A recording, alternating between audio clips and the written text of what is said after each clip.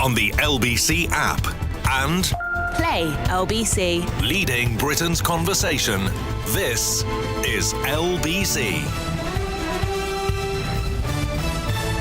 From Global's newsroom at 7 o'clock, the record for the hottest June day has been broken for a third time today, with temperatures surpassing 36 degrees Celsius. They peaked in Gosport in Hampshire and Wisley in Surrey, 50 years after the last record was set in 1976. More than 1,000 schools in England and Wales closed due to the conditions, prompting fears children may be missing vital lesson time.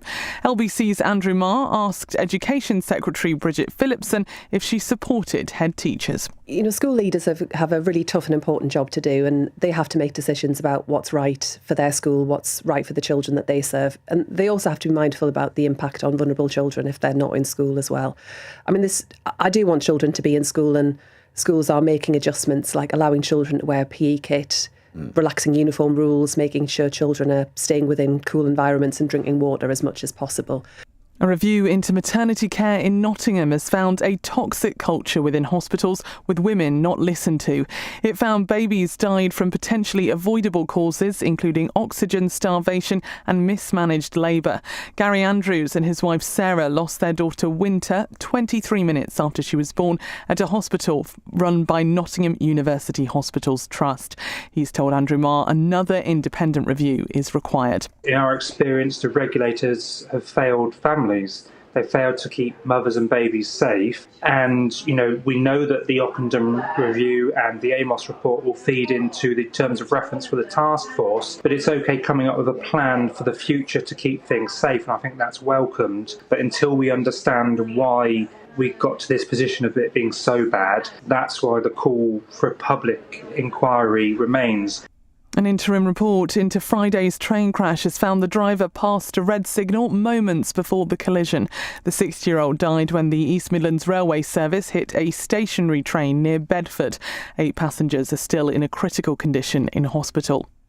It's understood Andy Burnham is planning to move some operations within Number 10 to Manchester if he becomes Prime Minister.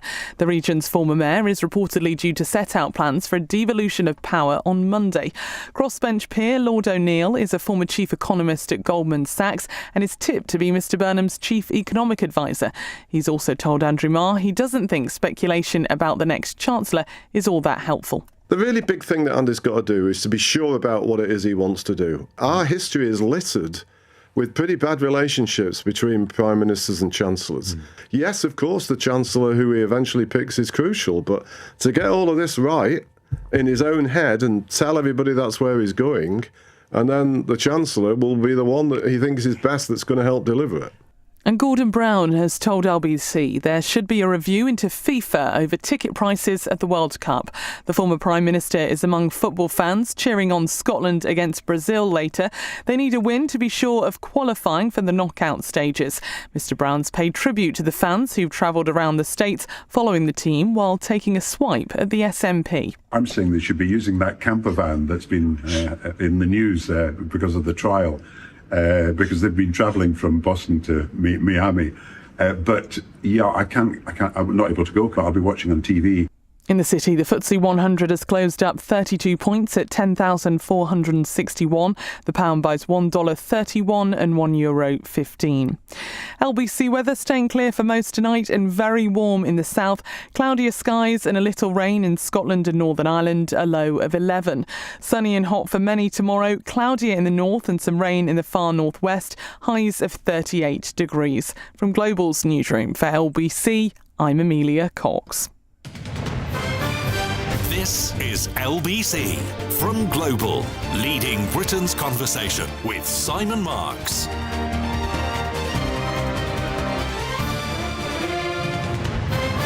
Good evening, everyone. I am in for Ian Dale again tonight and tomorrow night. He will be back in this very chair on Monday at 7 o'clock. And a reminder, whether it's Ian or me, you can watch us as well as listen to us. We're live now from our Westminster studios on the radio and on your mobile, but also in vision on Global Player, the LBC app and the LBC official YouTube channel. Coming up at 9 tonight, we are going to talk about the sweltering weather and about warnings that the country has has already left it too late to figure out how to respond to record temperatures that should now be thought of as the new normal. In France, there's a massive political row underway now about air conditioning. We'll get a report from Paris, and we'll hear your views on what, if anything, we should be doing to adjust to a weather pattern that is becoming somewhat repetitive. At 8, cross question, your question, any question that is on your mind, you can put to our panel tonight. Charlotte Nichols, Labour MP for Warrington North, Cindy Yu, contributing editor and columnist at The Times, Rachel Cunliffe, associate political editor of The New Statesman, and Lord Simon Hart, Conservative peer and former cabinet minister. You might want to ask them about climate change. You might want to ask about the Ockenden report that today revealed deeply embedded systemic failures at maternity units in Nottingham that may have harmed or contributed to the deaths of hundreds of babies. You might want to ask about safety on the country's public transport networks following last weekend's Bedford train crash, or you might want to ask about what we are going to discuss this hour on the programme, because it is now being reported that while Andy Burnham is working on a speech next week that will reveal his economic plans to the public, he is also planning a devolution blitz that will see an intensity of focus on giving local governments greater power over their own finances. There's been a lot of talk in recent days about the Manchesterisation of the economy, meaning a shift in resources and focus in the direction of cities all over the country that are not called London. And as if to symbolise that move, it's reported that Mr Burnham is even going to create a number 10 of the North, with a plan to move some prime ministerial operations to the city that he used to lead, and from which he has only just come. Andy Burnham is going to be the next Prime Minister, and if there was a contest of Labour Party members, he would win. So The question for me is, what would the benefit be to the country and to the party of a leadership contest? Cabinet Minister Darren Jones confirming that he will not challenge Mr Burnham for the leadership of the Labour Party. But in that interview with Sky's Beth Rigby, he oh so nicely made it clear that he is putting pressure on Mr Burnham to provide some indication of what he actually wants to do when he gets into power.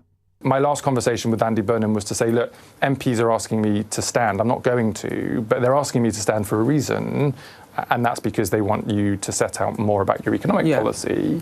And we talked then a lot about what he was thinking on the economy and what my thoughts were on that. We may get to hear some of that thinking next week, when Mr Burnham is expected to make a speech in which he will share his vision for economic renewal. There are, of course, huge questions. How's he going to pay for defence amid talk of him wanting to go further than the plans contained in the Prime Minister's Defence Investment Plan? Questions, of course, about who he's going to pick to be the Chancellor of the Exchequer and whether the Treasury's current fiscal rules will remain or will be changed. And questions about this whole business of devolution. What's it going to cost to set up a number 10 of the North? Should Parliament also sometimes sit in the North? And what about the East, the West, the Highlands and Islands? How far should this devolution blitz go? Lord Jim O'Neill told Tonight with Andrew Marr that Andy Burnham is contemplating a political revolution, one that could even include the levying of local income tax. Is that what you want? And where does Mr Burnham get the mandate for it from? So far, only 25,000 people in Makerfield have had a chance to weigh in and back him. Are we on course here for a political revolution, whether you want one or not? Call me now at 0345 6060 973. It's the same number for WhatsApp as it is for the phones. You can text us at 84850. To kick off our conversation tonight, I'm delighted to say we are joined by Rob Parsons, co-host of the Northern Agenda podcast, which focuses on politics and public affairs from across the north of England. Rob Parsons, thanks so much for being with us on the programme tonight. There is a certain mystery about Andy Burnham's general economic plans and foreign policy plans, but this idea of devolution, of moving resources and power away from London to the north and to other regions of the country, it's something that he's thought long about and even written about on various occasions. Where do you think he wants to take all of this? Yeah, I mean, it was a really interesting piece of news to come out of the Burnham operation. I think particularly so soon, given that he's only been in Westminster for a couple of days. But I think for those of us who follow what Andy Burnham has been saying for the last few years, it's probably not a huge surprise, quite in keeping with the general, thrust of his arguments. As you say, he's got a book called Head North that he wrote with his fellow Metro Mayor Steve Rotherham, and in which he makes the case for how we need to rewire the state, so dismantling the traditional Whitehall machine and fundamentally altering how power and public services operate. He often talks about the need for radical change and about the fact that the north of England is sick of having things done to them and not having full control over its own destiny. You probably remember the whole, King of the North moment from during the pandemic, where there was a big negotiation between Greater Manchester and the government about COVID controls. And that was sort of the moment that made Andy Burnham famous. And that was him railing against, over centralisation of the state. And so as Greater Manchester Mayor, he has been constantly urging the big government departments in Whitehall to let go of the need to constantly control everything. And he wants them to hand vital powers and funding over to the regions, as he thinks that it could be handled better at local level. I think moving aspects of Number 10 to Manchester would be taking that agenda, one step further, as obviously Number 10 is the executive body from which all other Whitehall departments take their orders. I mean, I've not seen the details yet. I don't think they've been released on how exactly it would work. And obviously, there are a lot of people in the existing Whitehall machinery who I'm sure would oppose it, but that will probably just prove Andy Burnham's point about the fact that, the London-centric political establishment of the country needs to be shaken up.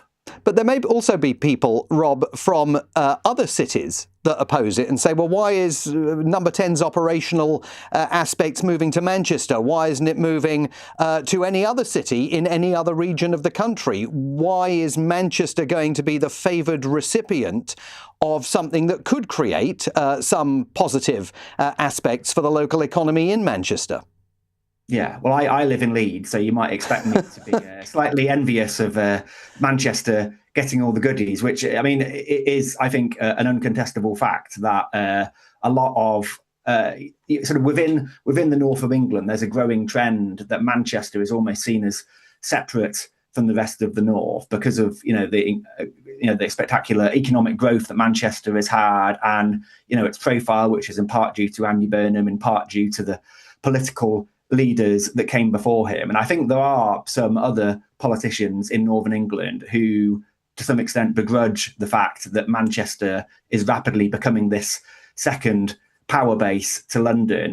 Ben Houchen, who is the Conservative mayor of the Tees Valley, which is sort of the other side of the north of England in the northeast, he has said a few times that Manchester is not the north, and that actually, and he points out quite rightly that in 2022, the Conservative government under Rishi Sunak created a huge, something similar to what Andy Burnham is proposing here, a huge sort of central government base in Darlington in the northeast of England, where senior Whitehall officials would be based. It would be a second HQ for the Treasury. Rishi Sunak, his constituency was just down the road, so he would often come up there to work. So this is sort of an agenda, I guess, which is not, Andy Burnham has not started this agenda, that like the idea that we want to move civil servants out of London into the regions so they have a better idea of what's going on in the places where voters are. That is something that people have thought was right for a few years, and I think it's gathering pace. And what Andy Burnham is apparently proposing here is just sort of the latest extension of that. But when you talk about rewiring British society and the landscape of British politics, how do you do that within the confines of the election manifesto upon which Keir Starmer ran? I mean, don't you at some point have to go and get a mandate from the country to engage in a shake-up as radical as that?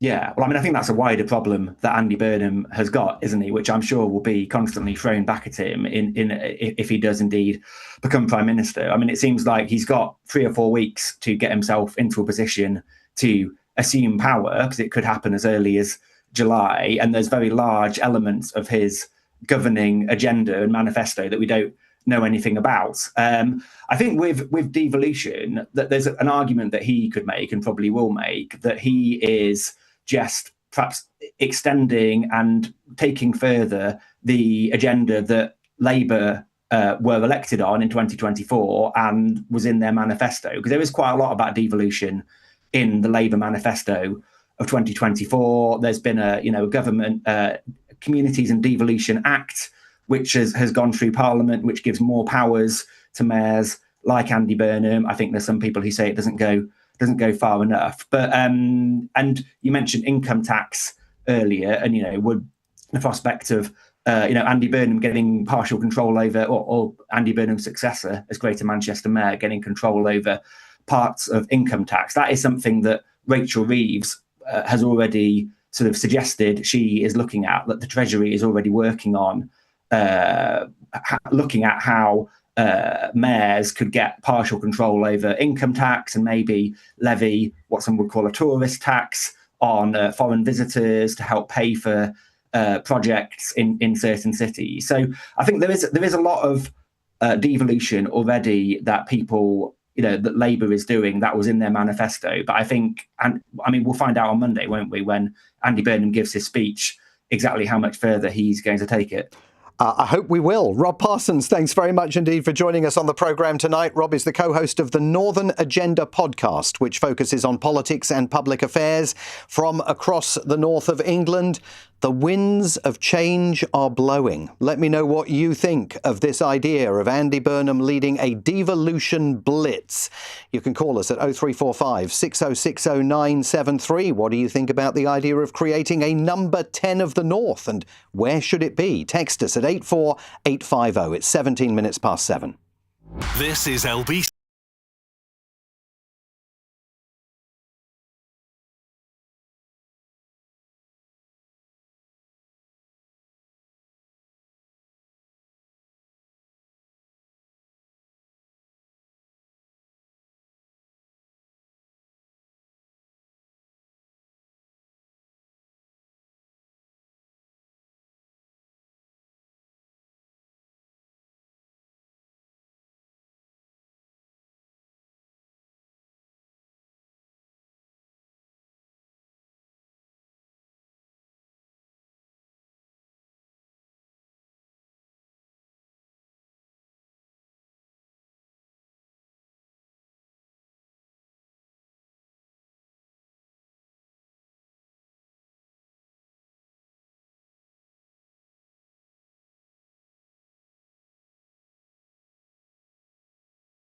Of London and to other parts of the country. Tell me what you think about that idea. You can call us at 0345 6060 973 or you can text 84850. With me in the studio now is LBC's political correspondent Bethany Dawson, who once again has spent a very, very busy day here in Westminster gauging reaction to everything that we are hearing about these ideas that Andy Burnham may present along with his economic plans as early as next week.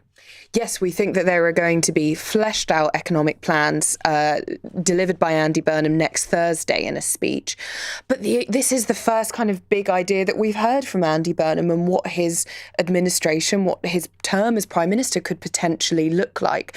And this is quite a controversial one in some ways very expected. We, of course, thought that the former Mayor of Greater Manchester would prioritise Manchester and indeed would push devolution. But in terms of exactly how it would work, how long it would take, how the civil service will take it, we don't know. We don't really know any details. And then there's what it means for his practice. I'll try that one again. And then there's what it means for his politics more generally. And earlier this evening here on LBC, we heard the Burnham advisor, Lord Jim O'Neill, who is a minister in David Cameron's Conservative government, speaking with our colleague Andrew Marr, and he asked Jim O'Neill this. He's also talked more generally about devolution, and I'm interested in what you think that might mean. It might mean, presumably, more directly elected mayors of parts of the country that don't have them, but presumably also more powers for the mayors of big parts. I mean, I'd almost describe it, Andrew, as what I'd frame as constitutional devolution. In many ways, what we've had the past 12, 13 years is sort of tiptoe, with sort of little drip feeding bits of it. If you're good, you can have a little bit more. This would be a whole new level. It would be... So being able to tax. I mean, if I was mayor of Bristol or wherever, I might be able to tax. Business rates devolution is a very strong probability. I think exploring aspects of income tax is possible. Local income taxes? Possible. Yeah. It's definitely something that would be on the agenda to study in a serious way. I think... some parts of some departments' responsibilities here very likely to be devolved, like adult skills being probably the classic. As I often say, why does anybody in Westminster think they know what the adult skills needs in Rotherham are and assume they're the same as in Reading? I mean, they're completely different. I remember talking to Andy himself about that, and he said, there are businesses around Manchester which need specific skills. Yeah. Let them dictate that. Exactly. And that around the country would be a radical shift of power. It's greatly needed. And there's other things. I would argue early years education, and if you look at the endemic challenge in what I guess David Cameron's early days used to call problem families, and these multi-connected problems of very poor education, dreadful housing needs. A lot of those things can only be really dealt with uniquely to the places where they are. And I think a sort of integrated approach to that, linked to cutting welfare spending, is also something else which will be pursued. And this sounds to me like a quiet political revolution, frankly. I think that's the way it should be thought of. And I'm a little bit surprised there's not more focus on that at the moment. There's all this standard focus about fiscal rules and et cetera, which of course are very important. But doing these things should open up a belief that there's a proper change in the game going on. Now, we're hearing Jim O'Neill there talk about a political revolution, but the interesting thing is many of the MPs I've spoken to have said that Andy Burnham is going to have to stick to the manifesto that this Labour government was elected on. And some have sort of made comparisons saying the ship is going to stay the same, but the captain will change, or the car is going to be the same, but the driver will change. So either Jim O'Neill there is saying that the change of driver is going to be so revolutionary in itself, sort of they're saying that Keir Starmer has been so bad, that it will be a revolution, or we're going to expect something actually that nobody currently knows the details of. Well, inevitably, when you start talking about a quiet political revolution, there are people who start wondering if that's really what they want to be doing. And earlier today, the Mayor of London, Sir Sadiq Khan, decidedly lukewarm about this Burnham blitz on diverting resources away from the capital, spoke to LBC's Fraser Knight. You have warned that the next Prime Minister does need to continue investing in London. If you have a northern mayor who's spoken about putting more money in the north, do you have concerns that some of that money could come from London? I will always lobby, argue, ask for investment in London. And any sensible Prime Minister gets the importance of our capital city, not at the expense of other parts of the country, but recognising we contribute 4 out of every £10 the government raises in terms of taxes. We could do even more with more powers and more resources. Bethany, that is Sir Sadiq Khan saying that any sensible Prime Minister would understand the importance of potentially putting more resources into London. There's a real risk here that this sparks a pushback from not just London, but from Labour MPs in the south. Yes, and Labour MPs from the south have been going in and out of Andy Burnham's office all day. I think there has been sort of a relationship building thing going on from the former mayor to try and already manage, as you say, rifts that are building.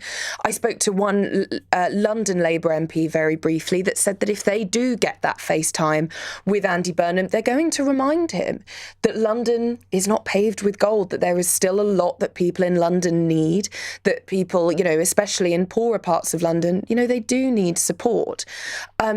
But I spoke to another MP, a Southern MP, who said that actually they think that Andy Burnham's sort of politics here is not necessarily just about Manchester, but about what they called forgotten parts of the United Kingdom.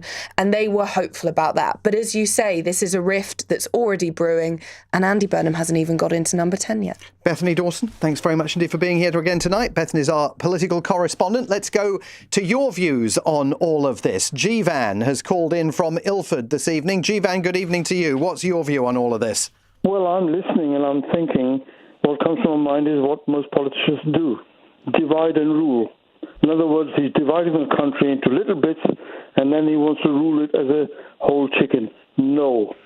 The money is in London. Money in London, we have always had business which has then had the ability to feed the rest of the country.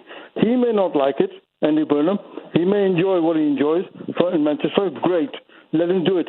There's no point in moving everything up to Manchester or north just because he wants to get the money. That is true. They need money. But where do you think it comes from? Do you think the business is only done in Manchester or wherever he is? Well, I think, Jivan, just to be absolutely clear, you're not suggesting that he personally wants to get the money. You're suggesting that the community from which he has come would be one of the beneficiaries of this kind of movement of capital.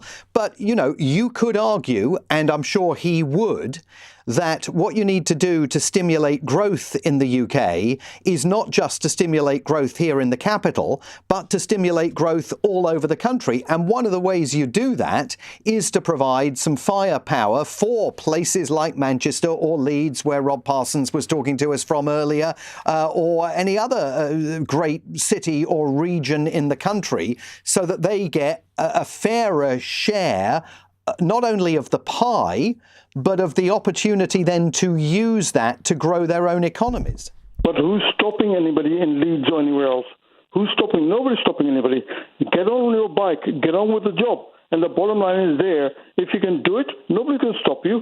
But we're also feeding the whole country, not one part only, i.e. London. The money from here does go north. So let's accept that. And if you don't like it, fine. Create your own wealth over there. Let's share it. I don't mind if you can do that. But don't argue about dividing everything and saying, we will rule it all. That's wrong. I mean, there is no question that if you listen to what Sir Sadiq Khan said to LBC today, we just played it there a few minutes ago, yes, he does not sound particularly enamoured of this idea. And there's going to be pushback against it, obviously from London's elected representatives, but potentially also from big business. Because remember, the City of London, one of the few kind of shining survival stories of Brexit in many ways is the fact that the City of London has remained so very important on the world's financial stage. And will continue in future as well. Don't forget, there are lots of things that happen in the world. I mean, Andy Burnham only believes because his little globe only exists in Manchester or North. No, there's a heck of a lot of the world. You are not just representing the North. You're representing Great Britain, and it will continue to be great if you allow it to continue with low taxes and continue to attract the business. And you will eat from it. The plate will be served to you as well in North. Jivan, thanks very much indeed for calling in tonight from Ilford. I think really giving voice to the conversation that is kicking off now and will certainly be kicked off when we hear more from Andy Burnham about his plans, because there is going to be a big debate about whether the public purse in its current state allows, for example, even the creation of this number 10 of the North, never mind the back and forth in terms of travel between Manchester and London that may entail. Where's it going to be located? Where's the money going to come from to set it up? And more broadly, to engage in this economic stimulation of regions all over the UK. It may be a very admirable goal, but don't you, the voters, need to get a chance pretty quickly to weigh in on it? Call me at 0345 6060 973. You can text 84850. It's coming up to 29 minutes to 8. Let's get the latest news headlines from Amelia Cox. The UK has seen its hottest June day since records began, as parts of England and Wales are covered by a red weather warning. Parts of Hampshire and Surrey saw temperatures hit 36.1 degrees earlier, breaking a previous high set 50 years ago. A train driver who died in a rail crash last week was travelling at 49 miles per hour and passed a red signal moments before the collision. 8 passengers are still in a critical condition in hospital after they were injured in the crash in Bedfordshire on Friday. And Bridget Phillipson has told LBC Kemi Badenoch is perpetually angry following reports of a heated exchange after PMQs. The Conservative leader had called the Education Secretary a spiteful class warrior in the chamber. LBC weather staying clear for most tonight and very warm in the south. Cloudier skies and a little rain in Scotland and Northern Ireland, a low of 11 degrees. LBC.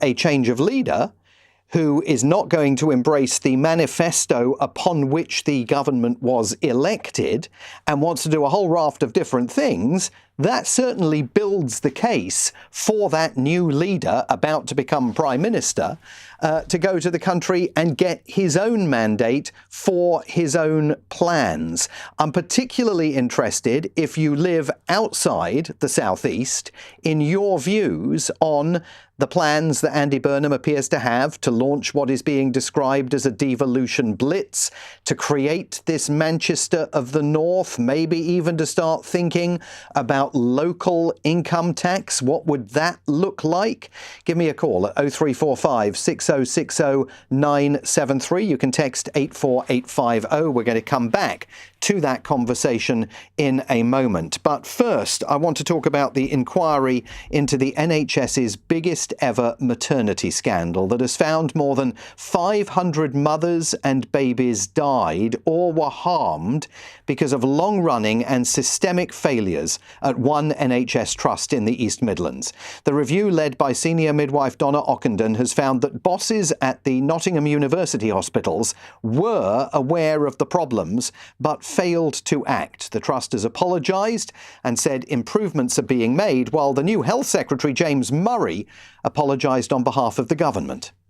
To all of those who have suffered so appallingly, I say today, on behalf of the NHS, I am sorry. I am sorry not just for the failures or the heartless and undignified treatment, but also because your cries of concern went unheard for too long. And so the government will act. We will act by taking immediate steps, including to expand Martha's Rule to all maternity and neonatal settings so that parents can demand a second opinion if they feel their concerns are being ignored. Well, let's get some thoughts on how maternity services need to be improved, not just in Nottinghamshire, but around the rest of the country as well. Theo Clark is a former Conservative MP who chaired this country's first birth trauma inquiry 2 years ago. She's also the author of the book Breaking the Taboo, which focuses on her own experience of the traumatic birth of her daughter and the poor quality of maternity services in this country. Theo Clark, thank you very much indeed for being with us on the programme tonight. Can I ask you first of all whether you were surprised by what Donna Ockenden found in this review? Good evening to you. Good evening. Well, today's report by Donna Ockenden is really a landmark report into maternity care in Nottingham. Firstly, it is astonishing to me that 2,500 families came forward and gave evidence in one part of the UK about failings in maternity care.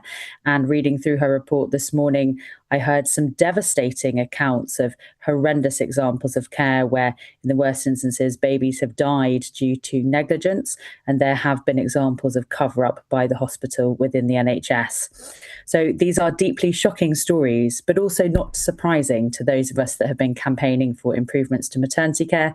And many of Donna Ockendon's findings chime with my own when I chaired the birth trauma inquiry and this national cross-party investigation into maternity care.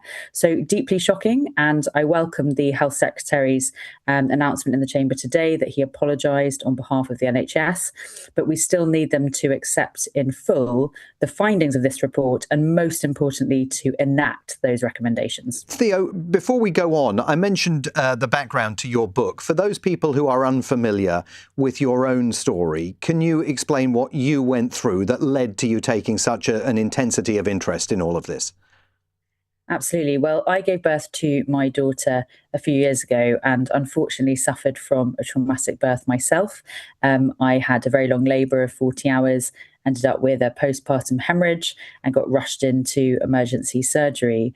And I spent nearly 2 hours awake on the operating table. And to be honest, Simon, I thought I was going to die. It was a very traumatic experience. I was separated from my daughter and I thought that I was never going to see her again. And afterwards, I discovered that I'd had what's known as a third-degree tear, which is a very significant birth injury. And afterwards, I went on to develop mental health issues, which had to be referred to NHS services to get treatment for that.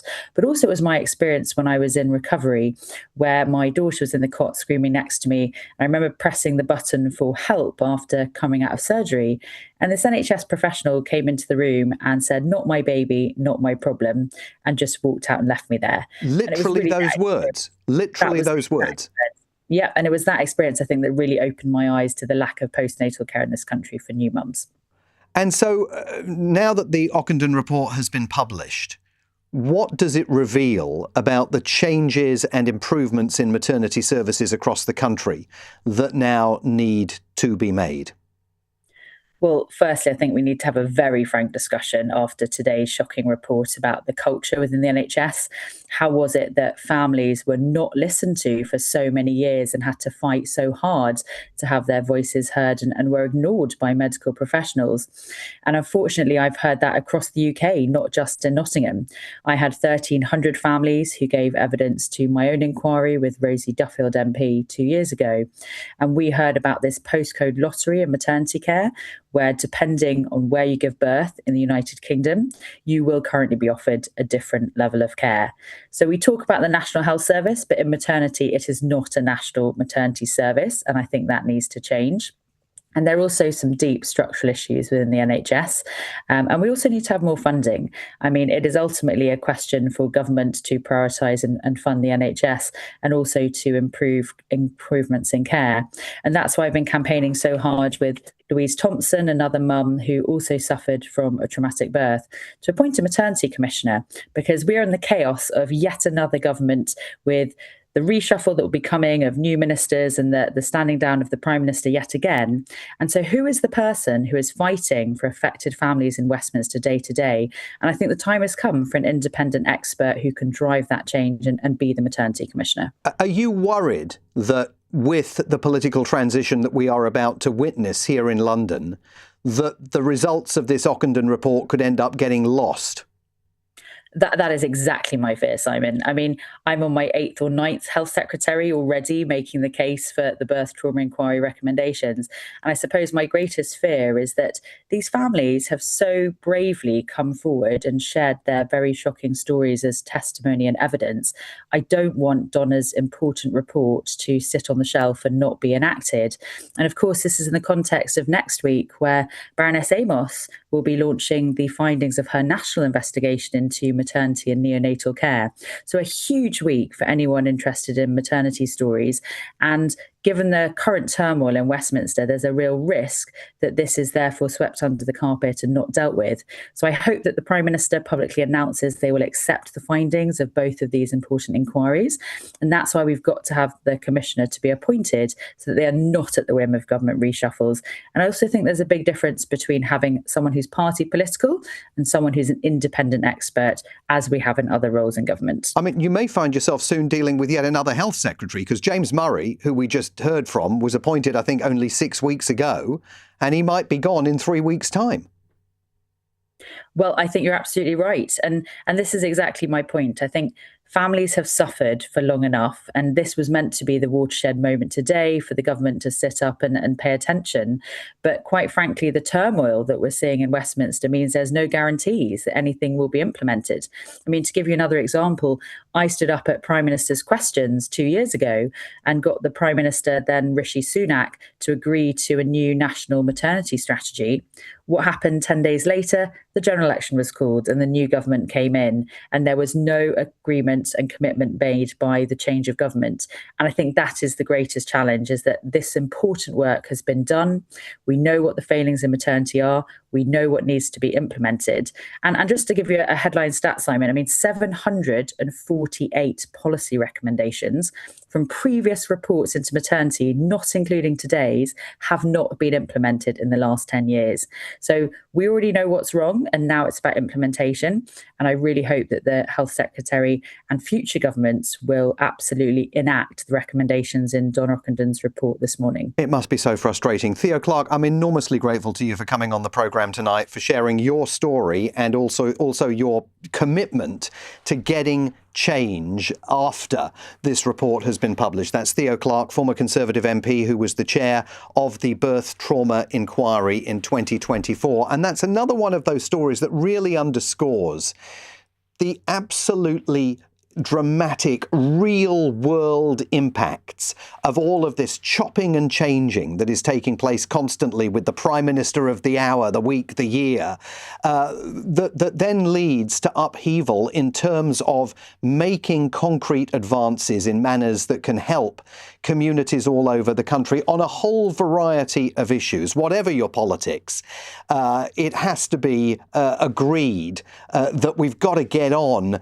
with the serious work of repairing the country, and that these constant political upheavals are getting in the way of that. We're going to get back to your phone calls about Andy Burnham's plans for a devolution blitz and the creation of a number 10 of the North. You can call me at 0345 6060 973. You can text 84850. And coming up at 8, we've got Cross Question and our panel tonight. Charlotte Nichols, Labour MP for Warrington North, Lord Simon Hart, Conservative peer and former Cabinet Minister, Rachel Cunliffe, Associate Political Editor of The New Statesman, and Cindy Yu, Contributing Editor and Columnist at The Times and The Sunday Times. You can get your questions on the board for them now by calling us or texting us. The time coming up to 7:45. Nick Ferrari at breakfast on LBC. Britain shut for business, effectively, as temperatures continue to soar. Trains are cancelled, children are sent home from school, and now military operations suspended as well. Is it really that bad? When the going gets tough, we just shut up shop? Your view of this? What are working parents meant to do as well? We've still got to work. Our school have been very, very good at staying open as much as they can, but they're part of a trust that have closed other schools, so they've had to fall in line with that. But they all have air-conditioned classrooms. You have to build resilience into the kids who know they have to know how to work through this type of temperature. Nick Ferrari at breakfast. Back tomorrow morning from 7. Listen on our free Global Player app or the LBC.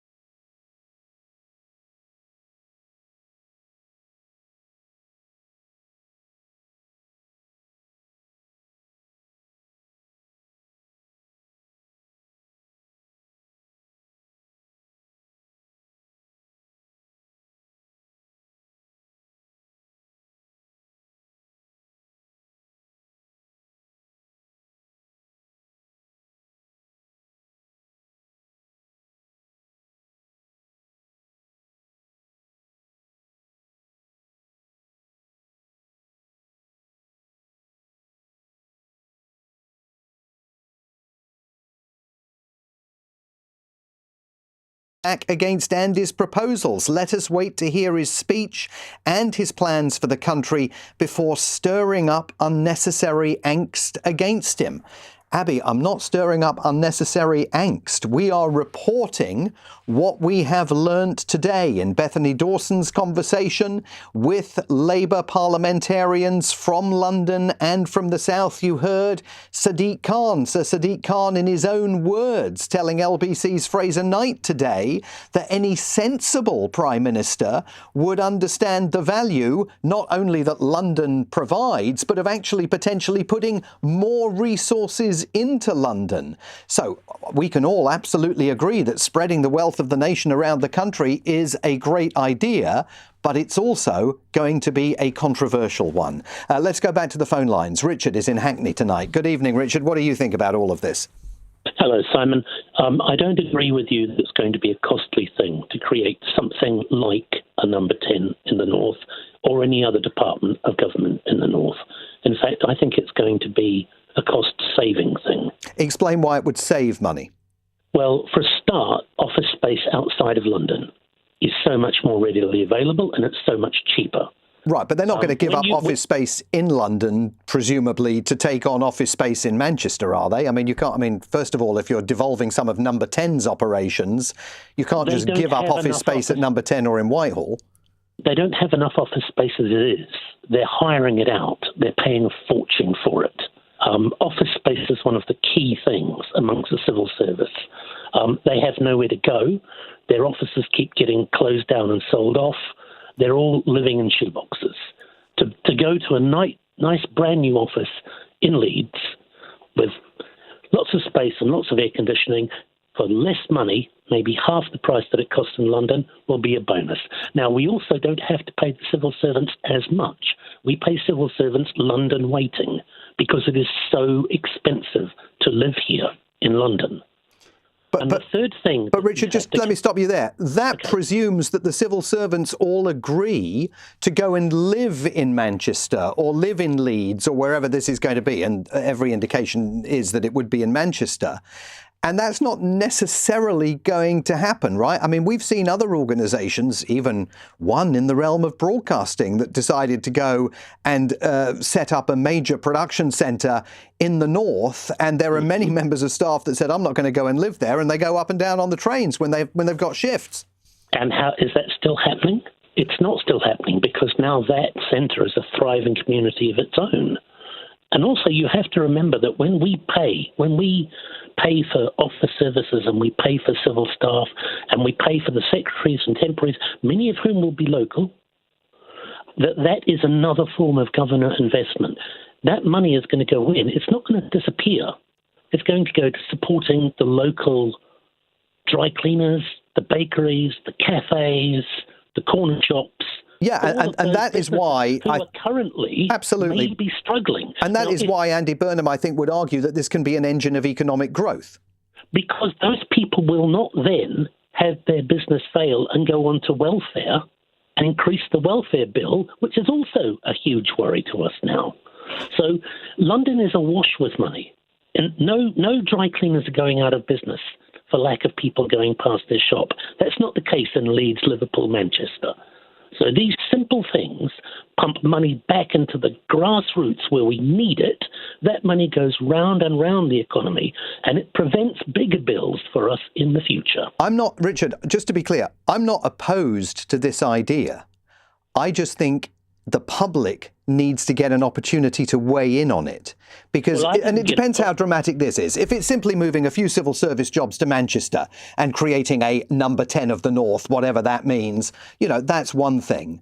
But if this is about a major wholesale reallocation of resources, if this is even about, as Lord O'Neill was suggesting to Andrew Marr here just an hour ago, if this is really about the concept of local income tax, you've got to put those ideas to the country. You don't just inherit the keys to number 10 Downing Street and walk in and say, right, I'm now going to do, as Rob Parsons was describing it, the rewiring of British society, do you? OK, we're now, I mean, those are two ideas. One is, I mean, however we organise the civil service, maybe we're going to put this department somewhere else. That is a completely different thing from saying we want income tax. I don't think the government should have to have a referendum every time they want to move a government department. That I agree with you, but that I agree with you. But in Jim O'Neill's description tonight, in his conversation with Andrew Marr, this is going to be a quiet political revolution. I mean, can you have a political revolution without getting a mandate for it? Well, we've seen one already. I mean, nobody asked me if I agreed with Liz Truss's mandate to borrow more money, add a few £100s to my mortgage so that she could give a tax cut to the richest people in the country. Yeah, but that didn't work out so well for Liz Truss. No, and that's the thing that I'm thinking. Political revolution is actually an interesting phrase. I was reading on American political websites when they said, when Donald Trump goes, if we give all three branches, the House, the Senate, and the presidency to the Democrats, we expect a revolution. We expect something on the FDR scale. We don't expect tinkering around the edges. And that's where I think Keir Starmer's Labour government went wrong. He was given an overwhelming mandate. He was given the ability to do something new. He tinkered around the edges. That's not what we want. We've had the earthquake. We want to see things fall down and new things arise. And that's what this sounds like is going to be. Very interesting. Richard in Hackney, thanks very much indeed for calling in. That's one view from London in favour of this broad idea. Now, let's go to the north. Vicky is in Hull this evening. Vicky, good evening.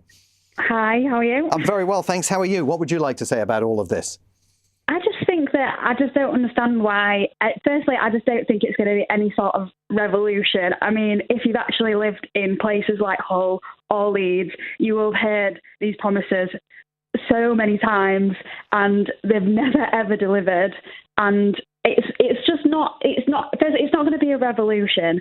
And if it does happen, that Hull might get a fully electrified train line, that would only benefit Hull. And if this happened in other places around the country as well, surely that would be a benefit to London as well. Maybe you might get slightly cheaper housing. If the Mayor of London can put a tourist tax in place, London is going to absolutely benefit from that.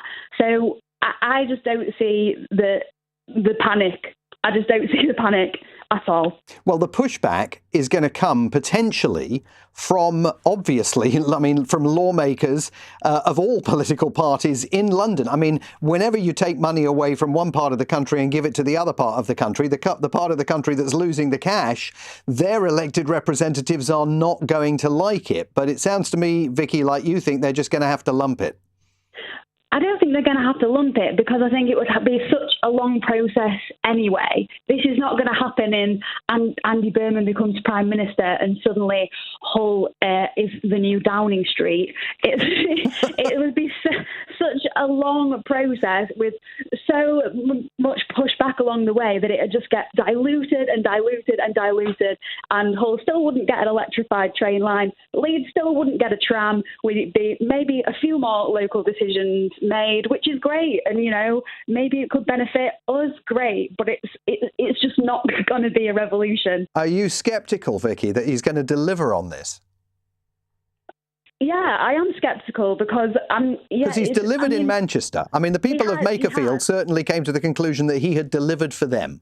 Yeah, he has delivered in Manchester, and it was hoped that that we've got mayors obviously now in Hull, and we've got one in West Yorkshire as well, maybe the Andy Burnham effect could carry. Hopefully, that'd be great. But I think it's just a lot of promises have been made for a long time. And if more decisions are made locally, I see that as a positive thing. And I think that it could, in a way, benefit London if London can make their own decisions too. And I don't think that money would be taken away from London, in a heartbeat. That would be a very long process. Vicky, thanks very much indeed for calling us tonight from Hull. We're going to go further afield now to Hamburg in Germany. Ulf is on the line from Hamburg with, I presume, Ulf, a story about devolution in Germany. Good evening to you. Good evening. I wouldn't call it devolution because that looks a bit like permitting power to trickle down. In Germany, like in the US, the federal states have real power. Any federal government is well advised not to annoy the federal states because otherwise their legislative agenda will grind to a halt.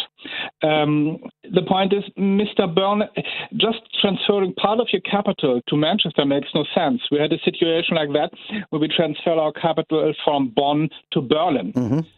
It did nobody any good. It was just a necessary phase in between. If you want to decentralize power, you must give your regions their own governments, their own parliaments, their own legislative powers, their own budgets, and the ability, frankly, to kick central government in the rear end, because otherwise it will just be divide and rule. Well, I think that is a very interesting point on which to end the hour, Ulf. Thank you very much indeed for contributing to it. It is indeed a big question how you go about laying this plan out, what the framework and the structure, and as Vicky was suggesting in Hull, what the timeline for all of this looks like, and maybe we will hear more about it next week.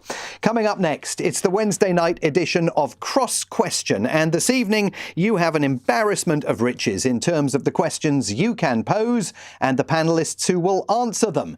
Joining me live around the table, Charlotte Nichols, Labour MP for Warrington North, Lord Simon Hart, Conservative peer and former Cabinet Minister, Rachel Cunliffe, Associate Political Editor of The New Statesman, and Cindy Yu, Contributing Editor and columnist at The Times and The Sunday Times. You can, as ever, ask them about anything you want, but I suspect we ought to talk about the Downing Street of the North, about this plan for a devolution blitz. We could also pick up on that conversation I just had with Theo Clark about the devastating findings of the Ockenden report on maternity unit operations in Nottingham. Or you might want to ask about where things are going in Iran, whether given the weather we need a national policy on air conditioning, or anything else that's on your mind. On Cross Question, it's your question that drives the conversation. On your radio, on the LBC app, and Play LBC. Leading Britain's conversation. This is LBC.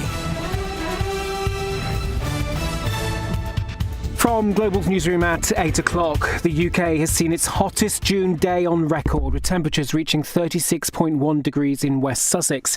At least 1,000 schools and nurseries in England and Wales have been closed during a rare red weather warning.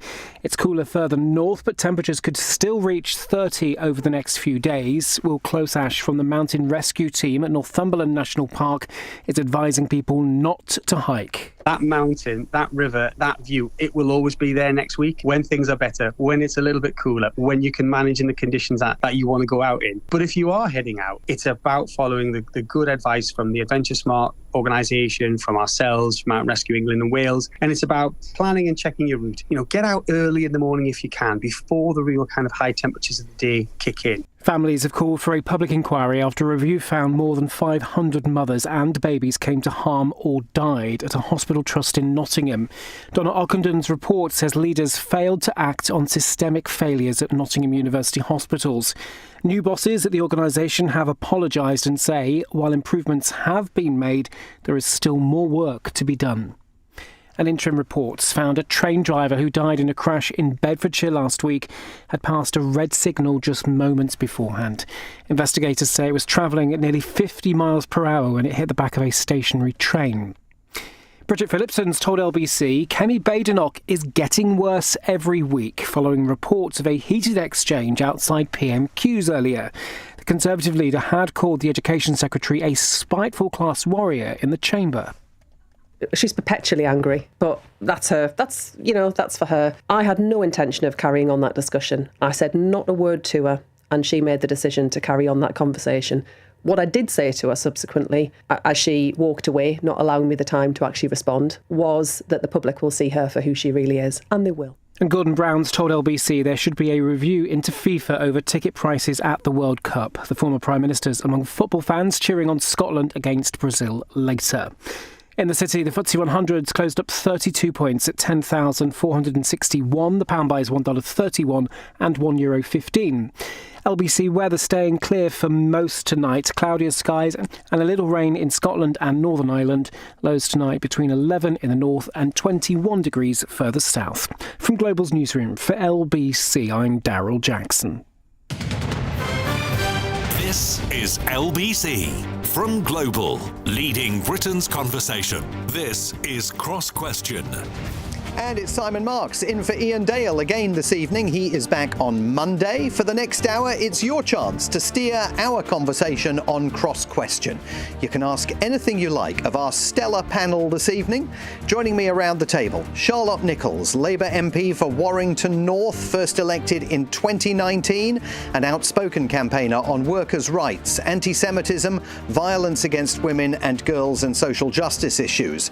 Lord Simon Hart, Conservative peer and former Cabinet Minister, who served as Wales Secretary under Boris Johnson and later as Chief Whip under Rishi Sunak. He's also the former Chief Executive of the Countryside Alliance. Rachel Cunliffe is here, the Associate Political Editor of The New Statesman. She specialises in party politics, elections and the machinery of government. And Cindy Yu, Contributing Editor and columnist at The Times and The Sunday Times.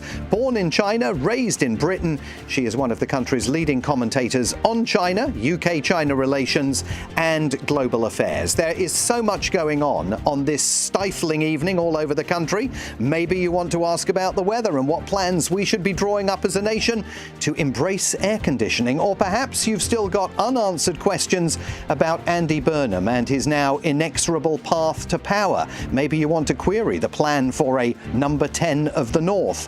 Or ask about the outcome of the Ockenden report we were talking about in the last hour, or discuss foreign affairs, Iran, Lebanon, Ukraine, or even the football. Whatever is on your agenda, you can place it on ours tonight. On Cross Question, it is your question that drives the conversation. And don't forget, you can listen to us on the radio or your mobile, or you can watch us in video on Global Player, the LBC app, or the LBC official YouTube channel. 0345 60 60 973. Text 84850. Cross Question. Watch live on both Global Player and the new LBC app. This is LBC. And thank you all for being here, especially Simon, who has given us a quorum for Simons around the table. I'm very excited about that. First question of the evening is on the phone. It comes from Kieran in Bracknell. Kieran, good evening to you. What would you like to ask the panel? Good evening, Simon, again, and hello, panel. My question is, how can a mandate based on roughly 1 in 5 eligible voters in Greater Manchester has been inflated into a mandate to redesign the entire machinery of government without a proper leadership contest? And just to explain what Kieran's talking about when he says 1 in 5 eligible voters in Greater Manchester, 20% of all eligible voters in Greater Manchester backed Andy Burnham in the 2024 mayoral election. In the Makerfield by-election, it was 1 in 3. But Charlotte Nichols, it is a good question, this. How can Andy Burnham claim a mandate to redesign the machinery of government based on a coronation as opposed to a serious leadership contest? Well, I mean, constitutionally speaking, someone doesn't have to actually be a member of either house in order to be eligible to be part of the cabinet and to be Prime Minister. So I think the fact that the Labour Party rules say that you have to be a member of the House of Commons to be eligible to stand for Labour leadership is why the decision was taken by Josh Simons to step aside to allow Andy that route into Parliament to be eligible to stand. But I think his mandate comes from the work that he's done in Manchester over a number of years. Manchester has some of the highest growth in any part of the UK. We talk a lot about things like Manchesterism. And I think there has been a real feeling, and polling bears this out when you speak both internally within the Labour Party and externally in the public, that he is someone that people trust. And that's a rare commodity in politics. I think we all accept that things haven't been good enough over the 2 years that we've been in government. And he's the person that I think has the confidence of the parliamentary party to take that forward. But does that mandate extend to a radical overhaul of government policy, if that's what we're going to see? Well, again, the question said about a proper leadership contest. Technically speaking, the leadership contest hasn't formally opened yet. There's a lot of expectation, of course, that Andy Burnham will come through that contest potentially unopposed. But that contest still hasn't yet taken place. But I think what is clear, and where people's concerns have been over the last couple of years, is about whether we have the right people in the right departments, both in terms of the politicians within them, but also some of the advisors and people like that. If we're going to make the changes the country wants to see, deliver the mandate of change that we were elected on in 2024, then actually I think he does have a mandate for really refreshing that top team. Lord Simon Hart, I think what Kieran is getting at is whether Andy Burnham has the mandate, as Kieran put it, to redesign the machinery of government. Well, this is not simply about honouring the Labour Party manifesto. Yeah, quite. And I think what Charlotte says is technically spot on. I just am not sure it's politically attractive. And if I was Andy Burnham and I wanted to do all of these radical things and change these things, and let's face it, whatever we may say in this room, not everybody's concentrating on politics the same level of and the same degree of interest that we are. Then I think if I was him, I would be wanting a contest. I think I would be thinking to myself, this is going to be a whole lot harder if I just stroll into number 10 unopposed, come up with all these ideas, and we've heard some of these things about moving part of number 10 to the north. Those things would be much easier if you had a visible man and something he can turn to when he's up against Kemi Badenoch in Prime Minister's question and say, well, actually, my mandate is this, rather than relying on some weird constitutional, nicety which most people would have heard of. Although you can argue, as I'm sure you are aware, that Liz Truss engaged in a very, very radical redesign of government, and similarly didn't that didn't end so well. No, didn't end so well, and didn't similarly enjoy that separate kind of mandate. I just think these days the electorate is far more or far less fussy about sticking to sort of voting habits of a lifetime, and quite happy to vote for different people at different times, vote for one set of people in one election, another in another. So people are much more flexible than they've ever been before. And I think Andy Burnham, he's going to come up against exactly the same problems as Keir Starmer came up against, that balance between defence spending and welfare spending, for example. The problems haven't gone away. Just changing the name on the door doesn't resolve anything much. It might sound different, look a bit different, but he needs more than that to make this work. Otherwise, I met a Labour MP tonight who said he's already putting money on West Streeting being the leader in the run-up to the next election. I was sort of a bit depressed to hear that, but it's not going to be easy unless he has a visible mandate. Rachel, if merely changing the name above the door isn't going to change anything, then doesn't, by definition, that mean that he does need to make some of these other changes that are being discussed in order to make the change the country desperately needs and wants to see? But he needs democratic authority to do it. But I take your point. Rachel Cunliffe, how do you thread this needle? I think that question of democratic authority is really interesting because, everyone is right. Under the British system, the Prime Minister's authority is granted by the monarch, and it's by convention. It's who could command the support of a majority of MPs. And that's what matters, not whether they won an election,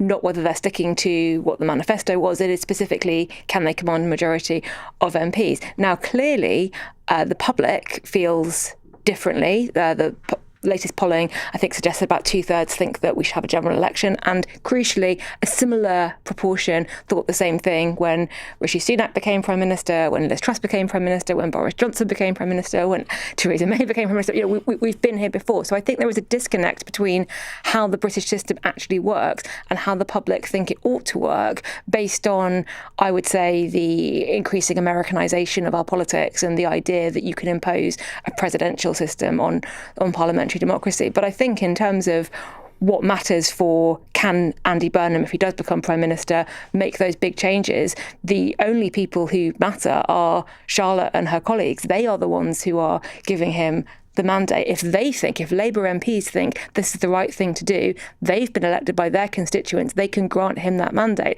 If they don't, if they're worried that it could backfire, they will, I imagine, make their voices very loudly heard. Cindy, you.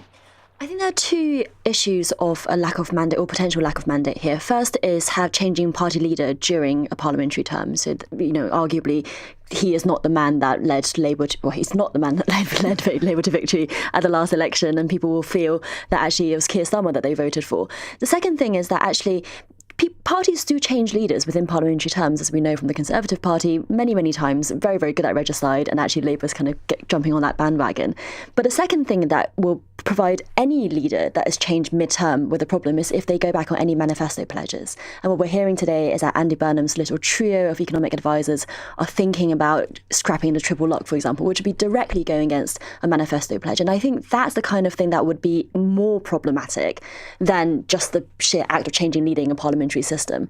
But at the same time, our enriched constitution is one that values stability, I think. That's why we have first past the post rather than arguably the fairer system of something like a single transferable vote or proportional representation. And so if leaders can be changed like this and get on with their change agenda, then I actually think that is kind of abiding with the spirit of the British political system, which is to say, let's just get on with it. And Cindy, because you've got this expertise in China, where regicide in the modern era is unknown. What's your view of how Xi Jinping, sitting in Beijing tonight, is thinking about Starmer leaving, Burnham coming in? How is that being viewed? Look, I'm sorry to say for the British listeners that it's laughable. I met from a Chinese perspective. Yes, I met a couple of Chinese think tankers yesterday who were on the UK on like a bit of a kind of an academic mission for a couple of weeks, and I said, you picked a good time. You picked a good time. A, the heat wave, weather's like Beijing, and B, yesterday we lost the Prime Minister, and they were trying to understand from me, why is it that British politics has become quite so turbulent? Because from not just a Chinese perspective, from an international comparison perspective, it's very, very hard to. Maybe it's not hard to understand, but it's hard to accept that British politics has become this kind of febrile system, and I don't think it's conducive to good governance. OK, lots more questions coming in on a whole variety of topics, and you can get in on the act. You can call us at 0345 6060 973. You can text 84850. It's Cross Question with you till 9. The time now on LBC and across the country, exactly 8:15. This is LBC.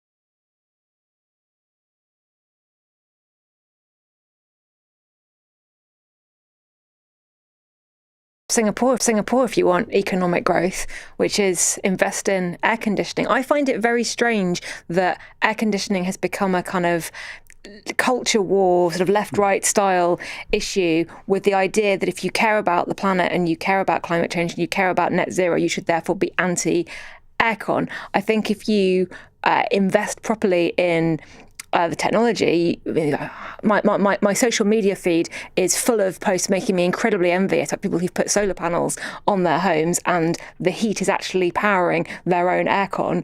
I think we can have a broader conversation about technology and getting us all out of this without it becoming left, right and climate change denial on one hand. But is it really up to Andy Burnham to solve the climate crisis? Well, but Scott's saying, should he put climate change and resilience at the very top of the government agenda at a time when there are suggestions that Andy Burnham could say to Ed Miliband, I'm very sorry, but we've got to start drilling in the North Sea? I think energy, climate resilience and energy security is part of national security, and national security is very high on the agenda at the moment. So no, I don't think you can look at the temperatures this week and say that it's not an issue. I think Charlotte will have a better idea than me about possible jobs in a future cabinet for Ed Miliband, but I don't think the conversation's going away anytime soon. Charlotte Nichols, what do you want Andy Burnham to do about that very question? Do you want him to put climate change and resilience at the very top of the government agenda? over and above everything else that he's got to deal with when he gets in. I am far too ginger for this weather and have been really kind of suffering this week. And, you know, so on a personal level, of course, I'd be in favour of this. But I think actually, when you look at the campaign that Andy ran in Makerfield, one of the key pledges around it was around flood defence and resilience in Plattbridge. And that's something that is of local significance to the community that he directly represents as MP and to surrounding areas like mine. In Warrington, we've had 3 1-in-100-year flood events in the last 5 years. Now, you know, people can think what they want to about, climate change and stuff. And, I know that what the science says, and that's what I accept. And I know there's a range of views in the community. But actually, any sensible government is going to obviously be having to invest in resilience. And as Rachel said, about energy security. So, there's big decisions to be taken on things like renewables, nuclear and so on, so we can meet our energy demands, whilst also making sure that as a country, for our coastal communities, for towns like the ones that me and Andy represent, that we're not having to face the issues of the climate emergency. But there's a range of views within the Labour Party as well. It was only a few weeks ago that Tony Blair was saying to everybody, don't worry about this net zero stuff. We can't afford it. It's not going to make a big enough difference. The Chinese are going to carry on doing whatever they want to do. And Andy Burnham, as far as we can tell, seems somewhat convinced by that argument. Look, I think within the Labour Party, it's very clear on what our position on climate change is. The science on climate change is very clear. I think when it comes to net zero policy, a lot of that is things like, for example, electric vehicles, things like electrification of heating, air conditioning, these sorts of things. But actually, it's a much bigger agenda than that. And when things are framed that, net zero, sometimes there's a feeling from the public that that's not a priority. But when you pitch it to them in terms of things like national security, energy resilience, not having to be in hock to, foreign countries for our oil, our gas, our energy, actually then you see a total opposite in polling and people's support for investment in that. I think it's about how you have an honest conversation with people about what those trade-offs are and what are the things that we need to prioritise. But of course, the climate crisis and energy security should be very much at the heart of what we're doing going forward. Simon Hart, what's your view? Yeah, I was thinking back to various leaders' statements over the last few years, and as far as I can remember, pretty well every election, all the leaders of all the parties have always said that they're going to put climate change and resilience at the top of the agenda. So this is not something which people have been ducking. It's not the lack of commitment, it's the lack of actual delivery, which seems to be the issue. And that's because these things are, as Charlotte said, it's a trade-off. You can't do all of these things in year one. And I think one of the reasons we've had so many prime ministers in the last few years is because somehow we've allowed this sort of sense of immediate gratification to slip into politics. Everybody thinks that all the problems facing the world can be resolved almost instantly and free of charge. And when they're not, we say they're useless, just like the person before them. Right, who's next? And we wheel in some other poor, unfortunate person who makes all these commitments and then gets done over in just a sort of inelegant way as the one before. I look at it this way. I look slightly through my kids' eyes. Where were we 10 years ago? Where are we today? Where are we in 10 years? And the difference between our attitude to net zero and climate change between 10 years ago and now has been phenomenal. Fast forward another 10 years, I think we are making unbelievably good progress on a global scale. It's not fast enough for some, it's too fast for others. But I don't think there's any denial going on. I think we're doing the right thing for the right reasons, but we can't necessarily do it all with a click of the fingers. Cindy, you. I totally agree with Simon that it's about trade-offs. And actually, in the question, the question asked about climate change, resilience, and economic growth, and making it a priority. Yes, but those three things, together, right? But they have trade-offs inherently between those three things. You can't get all three of those at the same time. Unfortunately, I think the most resilient thing to do is to always have some kind of sovereign fossil fuel, and that is actually, the fact that we are not doing more, relying more on North Sea oil, I think is a non-resilient thing to do. It's a thing that makes us more reliant on Norway, for example, of course on Russia and as well.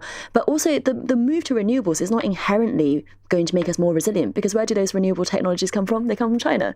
If you're going to be rolling out solar panels and wind turbines and electric cars, the government is putting through the 7th carbon budget at the moment, which I don't know if it will still happen under Andy Burnham, what that does to the bill, but which says that actually we need to have a reduction in carbon emissions of 87% by 2040 from 1990 levels. And that means 3/4 of cars on the roads will have to be EVs.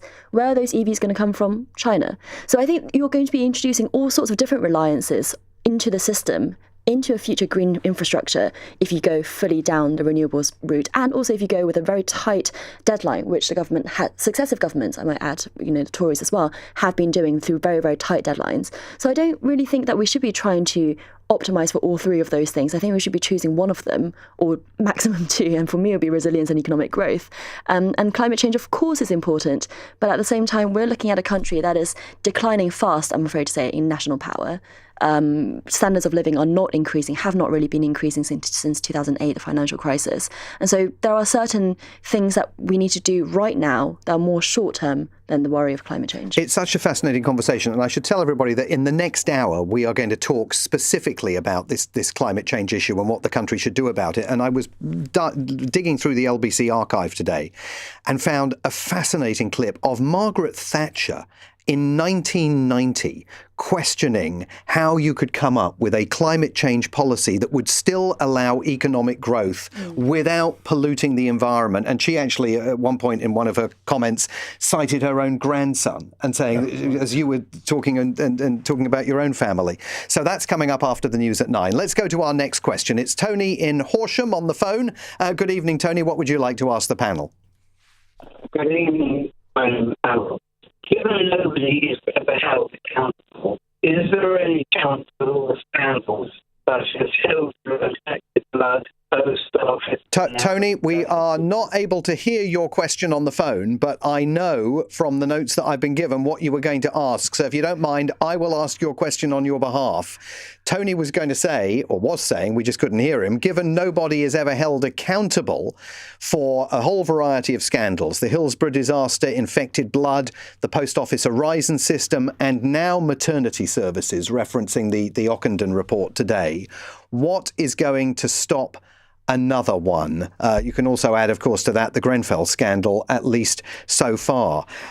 Simon Hart, Tony's got a point. Yeah, I think he has, in a way. And looking at that list of disasters and the sort of tragedies associated with them, I think the thing which always strikes me about that particular list is it seems to take an unbelievably long time for these public inquiries to gather evidence, to sift the evidence, to come up with the conclusion, and those conclusions to be acted upon.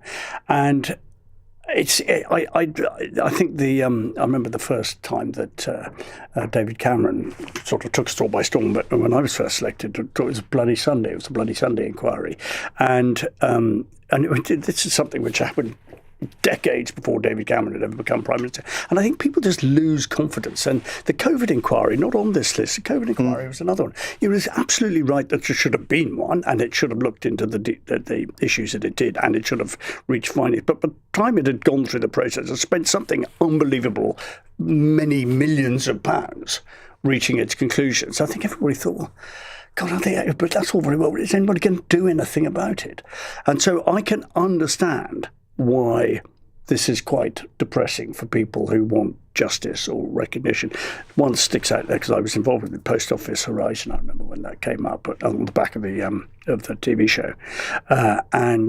But what Tony's asking is what's going to stop another one? Well,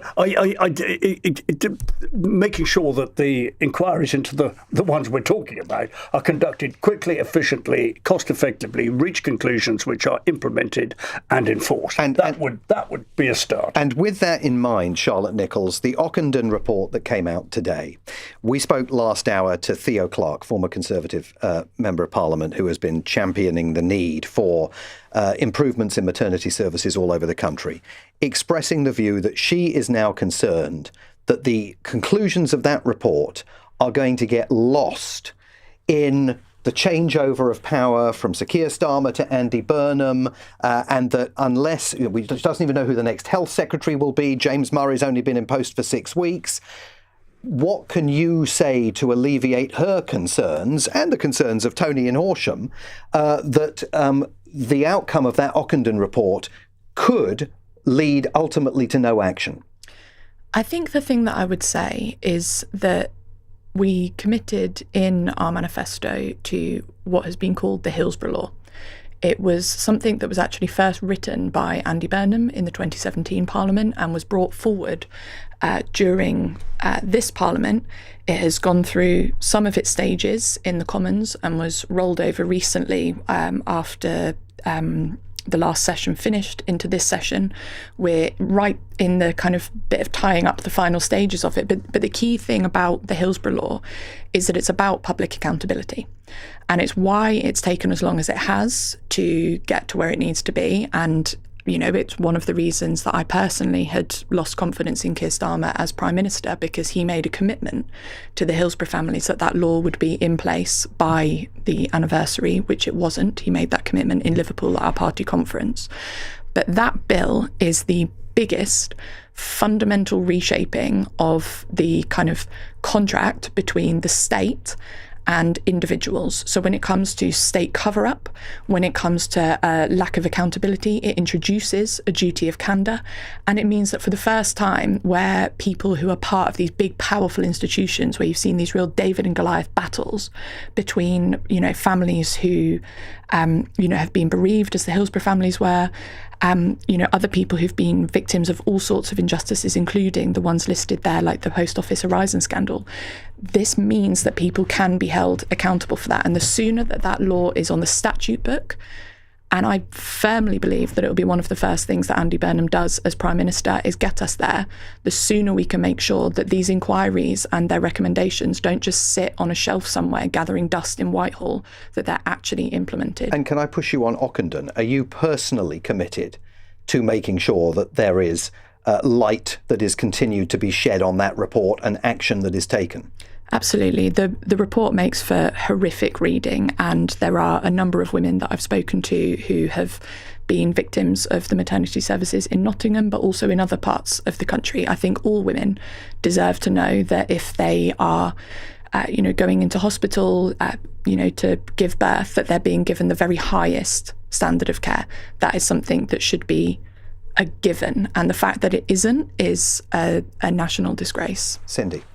I think, as well as accountability for these big public bodies, the range of inquiries that the listener listed out just says to me that it's actually politicians themselves who need to be held accountable as well. You know, in a workplace, if you have, for example, a key performance indicator, and then at the end of the year, you know, your line manager will say you've met 30% of these, or 80% or 95%, great. We never do that for politicians. You know, apart from media, apart from public opinion, there's a very little kind of actual institutionalized accountability. And actually, it's not just politicians, it's also civil servants. Departments are not really held up to the implementations of these inquiries. So notwithstanding what Simon was saying about how long they take, the reports are actually quite good. You know, they're detailed, they're balanced, they get to the bottom of things, but then they go sit on a shelf and gather dust. But what force do we have to make civil servants and ministers actually do that? I mean, this is a question for both of you, actually, Simon and Charlotte. Is there anything legal that means that actually politicians have to stick to recommendations and implement them? Well, the ultimate test is an election. Yeah, well, the voters forget. And it the may media... not be enough of them in some people's taste. But... Yeah, but this is the point about how long they take, right? The things lose salience, and you're relying on media and all this sort of stuff. It doesn't feel good enough. Rachel Cunliffe, we're very good at calling these public inquiries, but we're not always as good as doing very much about them. No, I've been writing this week about a scandal that actually we haven't mentioned in the last few minutes, which is the grooming gangs scandal.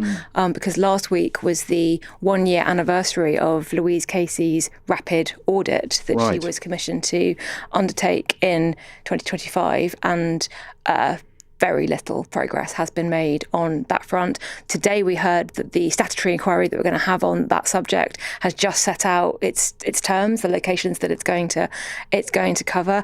And I was speaking to the former detective turned whistleblower Maggie Oliver this week about how she had to take the government to judicial review about not implementing the recommendations of a previous inquiry into grooming gangs, the one that was published in 2022. So I think there absolutely is a danger that these inquiries come out. They're shocking. They reveal a huge amount of failure at a state level. They are traumatic for the victims, the families involved, to have to go through it all again. We say something must be done, and then we forget about it. And in terms of what we do, I am wary of this because I think often public officials are doing their best in difficult circumstances, but sometimes they're not, and greater accountability on an individual level, particularly when there has been not just a failure but a cover-up, I think might take us somewhere towards that goal. Lots more of your questions to come here on Cross Question. You can join us by calling 0345 6060 973 and asking your question on the phone, or you can text it to 84850. Back with the panel in a few minutes, but the time now is 26 minutes to 9, and the news headlines come from Daryl Jackson. It's been the hottest June day ever recorded in the UK as parts of England and Wales swelter under a red weather warning. Gosport in Hampshire saw temperatures hit 36.1 degrees, breaking a previous high set 50 years ago.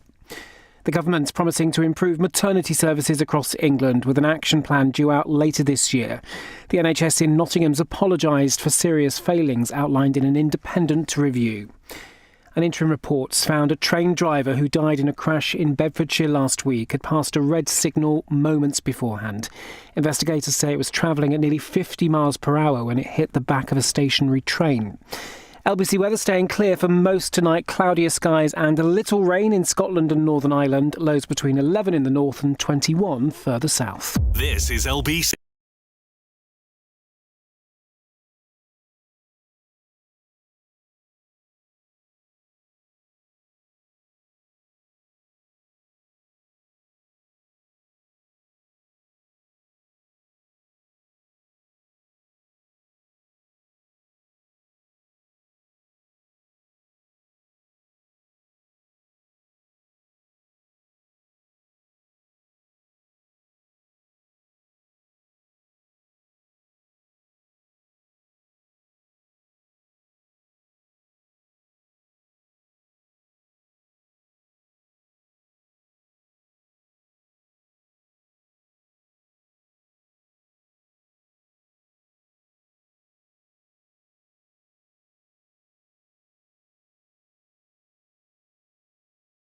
Interests of those who put them there, and not just how their party tells them to vote. Now, Andy Burnham, Leanne, has talked in the past about scrapping the whipping system in Westminster. This, Charlotte Nichols, is going to become a big issue for you and your colleagues in the Parliamentary Labour Party, isn't it? Yeah, I mean, I read his book with Steve Rotherham, Look North, with interest, particularly what he said about the whip system, and I've got a lot of criticisms of that system myself. But I do think, given the number of votes that we take part in as MPs, and sometimes on, areas that you don't necessarily have particular expertise in, or again, a particular kind of strongly held view by your constituents, it's not always a bad thing for the party to give an indication of how they'd like you to vote, not least because I think realistically, at the end of the day, while people will have voted for you as their local MP, actually the bigger reason why most of your constituents have voted for you is the party logo that's next to your name on the ballot paper. But providing people with an expectation of how to vote is one thing. The whipping system's been used as a weapon by Sir Keir Starmer. And I think, I read a very good book. It's called The Usual Channels, and it's about a sort of history of the whip system. It's not something that's unique to Keir Starmer's government, but certainly there's been abuses of the whip system over the years. I think it is something that needs to be kind of reformed and looked at, but I'm not sure that kind of just saying to all of us on every single vote that, just do it on vibe, see how you feel, is necessarily going to be an efficient way of running the government. Rachel Cunliffe, do you think he's going to move down a different path than Sir Keir Starmer has adopted? See, I also read Head North, his book there, and I remember when I read it thinking, oh, I wonder if that idea, scrapping the whip system, will survive contact with reality if he does become MP, become Prime Minister. And Simon obviously knows all about this, having been behind the scenes. So I won't say too much so we can get to some of the stories that you've got. But I do think that the bringing MPs along with you on votes, having MPs vote with you because they believe in what you're doing or they understand that legislation, okay, it's not perfect, it's maybe not exactly what they would have wanted, but they have had the argument with you, they can see what you're trying to do, and they can see that the legislation will be some of what they want and will hopefully make things better. Of course you have to do that, and one of the failures of the Keir Starmer government is he did not have that argument with MPs. He did not win the argument, have the debate, bring them along with him. But you've got to have some kind of organisation. It's like herding cats. Nothing would ever get done if you scrapped it completely. Well, we're very lucky because we've got the man who's written the book on the whipping system. Your book is called Ungovernable, Simon, which I suppose... It turns out to be an expression which is used ever more frequently at the moment, actually. Is that MPs or is that the country that are ungovernable? It was meant to be the country, and it turned out it has been the country, actually. But yeah, I think the Andy Burnham model is actually what we in the Whip's office used to call a free vote, where you allow MPs to vote in line with their conscience. It's a bit of internal jargon. But I found free votes used to cause chaos because they'd say, what time's the vote? What am I supposed to do? People would feel rather helpless without at least a bit of a steer as to which way they were supposed to vote. So actually people valued and quite appreciated just a little bit of an indicator. And they'd say, which way is the Prime Minister going to vote? Or which way is the Chief Whip going to vote? People wanted to make sure they were on the right side of the PM, And so there was a bit of that. But I also think that it's not about bullying people into forcing people into doing something they don't want. This was about making sure that the manifesto commitments upon which the government was elected, the things which people went to the polling booth and supported and voted on the back of, are delivered. And that isn't saying to somebody, get in line or you'll lose your job. It's actually saying, look, we have this. It's on Wednesday. It's going to be at 7:00. It's really important. The opposition are putting up a very big defence of this. We need you there and to deliver the manifesto commitment which you got in on. So it's not asking people to do something unreasonable. It's actually asking people to honour the promise they made to their voters and giving them the time and the date and the sort of and some indication of when that will be. So it's an organisational thing. I mean, yeah, there's loads of other stuff, but I haven't got time to answer. Well, it sounds fascinating. I shall give it a read. Cindy, he's going to inherit Andy Burnham, a monumental majority. He can relax a little bit on the whipping system, can't he? I mean, we thought Keir Starmer's monumental majority would help him, but he hasn't. That doesn't really seem to have worked out 2 years into the election. I think if you've got a big majority, you need to know. And Charlotte, I'd be keen to hear what you think about this. But I think Keir Starmer didn't do his parliamentary relations very well. He didn't make MPs feel like they were part of a team, that they had a common vision. You need to be a leader in this kind of case, and Andy Burnham may be able to do that better. At the same time, a bigger majority also means there are more cats to herd, right? You have an even broader church. And Simon, I do want to hear your horror stories as well. How did you herd the cats? The point is, somebody said to me, the perfect majority is 30, which is just enough to keep everybody focused and enough to win your votes. When you get 100 plus, people realise they're probably in. A lot of people are only in for one term. They know they're in majorities of 500, 1,000. They've got one. They're not going to get a job in the government because there's too many people. They're not going to get an honour because there's too many people. They've got 4 years to make a name of themselves, so they might as well be a bloody nuisance. Well, exactly. Big majorities, not always a good thing. No, exactly. Charlotte Nichols. Size doesn't always matter. Sorry. You're going to struggle to keep Andy Burnham out of the tea room, aren't you?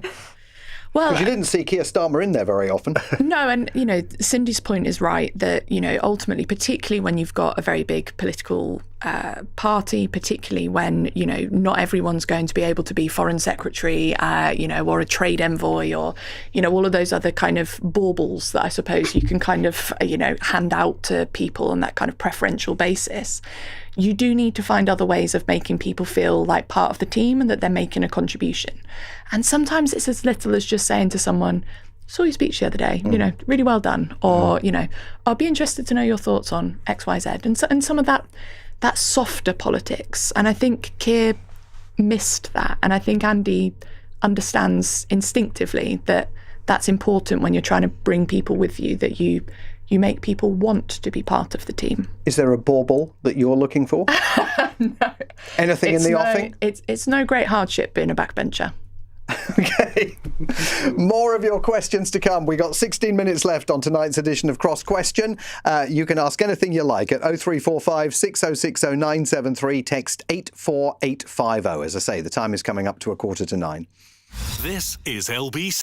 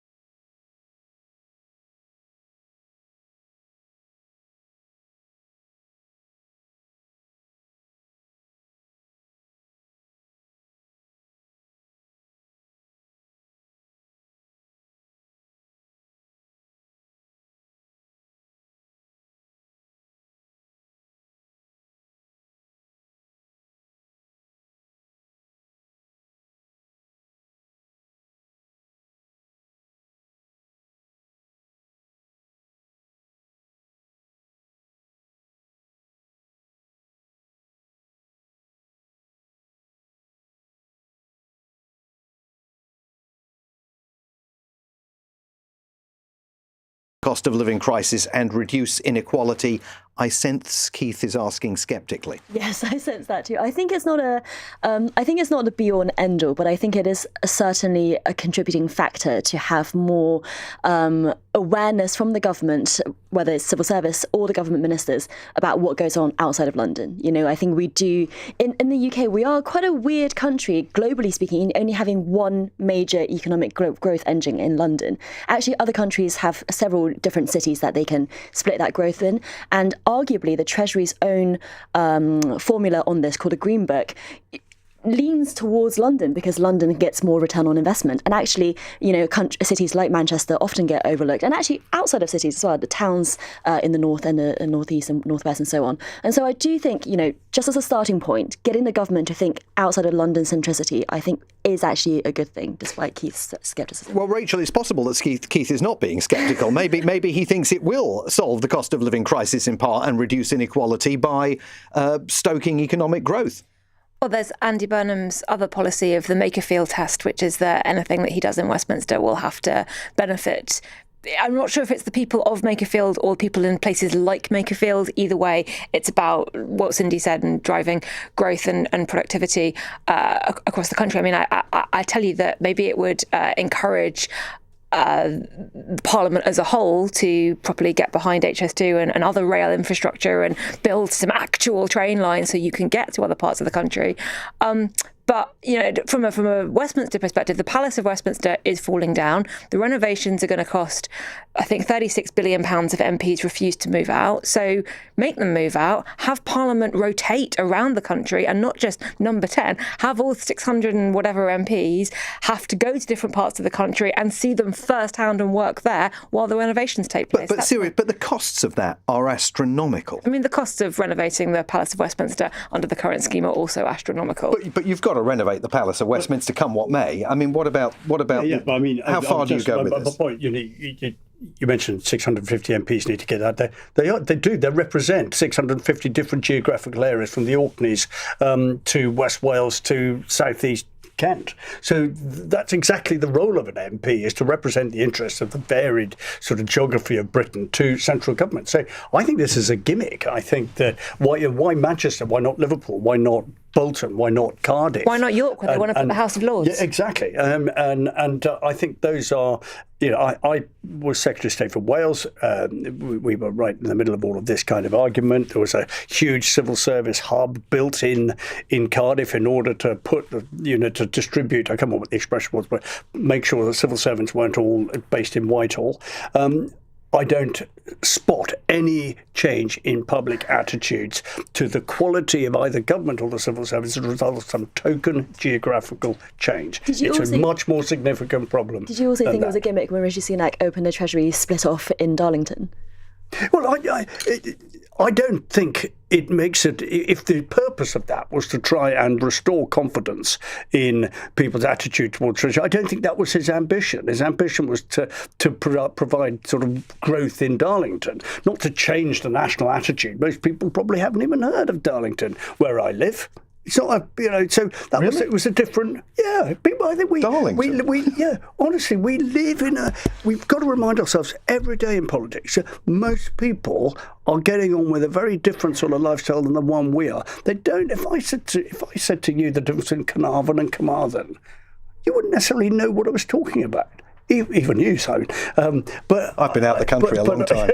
But I think that sometimes we think, the BBC moved half their operation to Salford, Manchester. I don't think public attitudes in BBC have changed much as a result of that. Charlotte Nichols, Lord Jim O'Neill was here earlier this evening talking to Andrew Marr, and when Andrew Marr put it to him that what Andy Burnham, through this devolution blitz that is being talked about, is talking about, is a quiet political revolution. And Lord O'Neill said, absolutely. And that's exactly what he should be contemplating.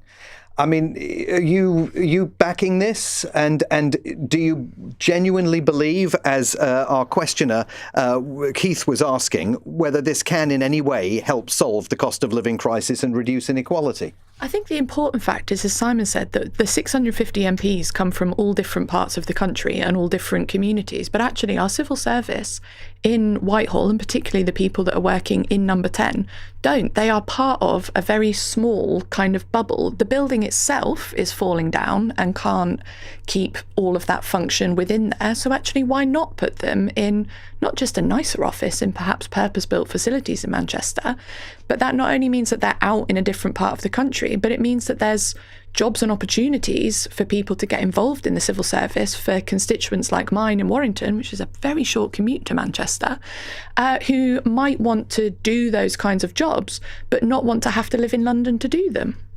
OK, let's go to our next question, which comes from Chris in Richmond, who is on the telephone this evening. Evening, Chris. What would you like to ask the panel? Evening, Simon and panel. Does the panel agree with me that Kemi Badenoch's demeanour and use of language today, particularly around the word things like traitors, was completely inappropriate for Prime Minister's questions? Chris, thanks very much for the question. Just to give everybody the background, the Education Secretary, Bridget Phillipson, was accused today during Prime Minister's questions by Kemi Badenoch, the leader of the opposition, of being a spiteful class warrior when discussion of the government's move to impose VAT on private school fees came up. After it was over, the leader of the opposition and Bridget Phillipson then had an argument after leaving the House. And the Education Secretary, within the last 90 minutes or so, told my colleague Andrew Marr here on LBC tonight that the Tory leader is perpetually angry and that he is not going to sink to her level. Charlotte, I don't know if you were in the chamber when that occurred, but it feels like, Chris is asking the question, wasn't it completely inappropriate? It was completely inappropriate, and unfortunately this is something we're seeing a lot of from Kemi Badenoch at the moment, particularly towards Bridget Phillipson, who I've been quite horrified with some of the things that she said, kind of comparing her to a Gestapo officer and things like that, which is wildly inappropriate. Whatever you think on a political level about the policy about VAT on private school fees, what Bridget Phillipson clearly cannot be in any way kind of compared to is the Nazi regime. I think Kemi's absolutely off her head at the moment, and I don't know what her issue is, if it's some sort of personal thing or what, but I think she really needs to reflect on her use of language. Cindy, I spend a lot of my time in the United States. I spend most of my time living in Washington, D.C. and being LBC's US correspondent. And when I heard that today, all I could think of is the changing tone in political discourse that we have witnessed over the last 10 years in American politics. It was indeed completely inappropriate, wasn't it? I think she performed quite well in PMQs today, actually. Sorry, this is going to be a contrarian view, maybe. I think Kemi was witty today. She was eloquent. She was confident. And yes, she did individually go through Keir Starmer's cabinet and kind of attack each and every one of them. I kind of feel like that is what happens in Prime Minister's questions. And I think that the Bridget Phillipson comment was unfortunate because Keir Starmer had a really good retort to that, which is to say we should be proud of people like Bridget Phillipson, that they are coming from a different social class, that they are able to succeed like that. And I think Kemi would agree with that message herself. So I think that was a misstep in that way. But also your question was asking about the word traitor. And I understood that as in you betrayed your leader, your party leader. And we use words like regicide all the time. We're not literally talking about people being killed. So I do think that, there's a level of we don't actually mean violence when we talk about this kind of stuff. But I think the Bridget Phillipson thing itself, I think it was in bad taste. Simon? Well, I'm going to make a really sort of comment which people will resile at, which is I sat opposite the opposition for 15 years in the Chamber of the House of Commons. I can tell you what I witnessed today was nothing compared with what I've heard over the years. Some really dark, vitriolic, poisonous accusation. Now, that doesn't justify either side's attitude, but the idea that today was some kind of new low is for the birds. That was a perfectly normal PMQs. Look, Kemi's like a fast bowler. She's quick. She's hostile. You have to duck a bit when you're at the crease. And some people don't like facing the quick bowling. And that's just the nature of Prime Minister's questions. We can have an argument about whether that's a good thing or not. But the fact is, it's an aggressive combat. It's gladiatorial. And it's, it requires people to be very quick-witted and very resilient and not to get too upset if there's a nasty word or two contained within that somewhere along the line. Rachel Cunliffe, I mean, for me, it was the use of the word spiteful. I mean, there's and clearly, I mean, we saw Bridget Phillipson when she was here earlier talking to Andrew. She's angry about this. Well, of course she's angry, and because of the setting of that comment, she wasn't the one who was answering back. She wasn't able to answer back on her behalf. I think Cindy and Simon are right that it was a perfectly normal PMQs, but we can have a conversation, we should have a conversation about whether we want it to, and also the trend about political attacks becoming more personal, more vicious. We know that politicians are doing this not just for the audience of MPs and us up in the press gallery, but to be clipped up and shared around social media. It's only a week since we were commemorating the 10-year anniversary of the tragic murder of Joe Cox. We also had the murder of David Amos. The amount of abuse and threats that MPs, Charlotte I'm sure has stories, the deluge that they face on a daily basis. The public take their cue from our leaders. So if Kemi Badenoch is using that language, what other people, how they feel emboldened to use even worse language against our elected representatives across all parties?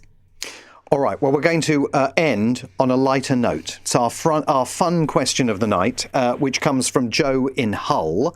And Joe writes, the new SNP MP, that's Lara Bird from Arbroath and Broughty Ferry, has been accused of putting on a fake Scottish accent because of a video from when she worked in London in which she sounds quite a bit more English than she does now.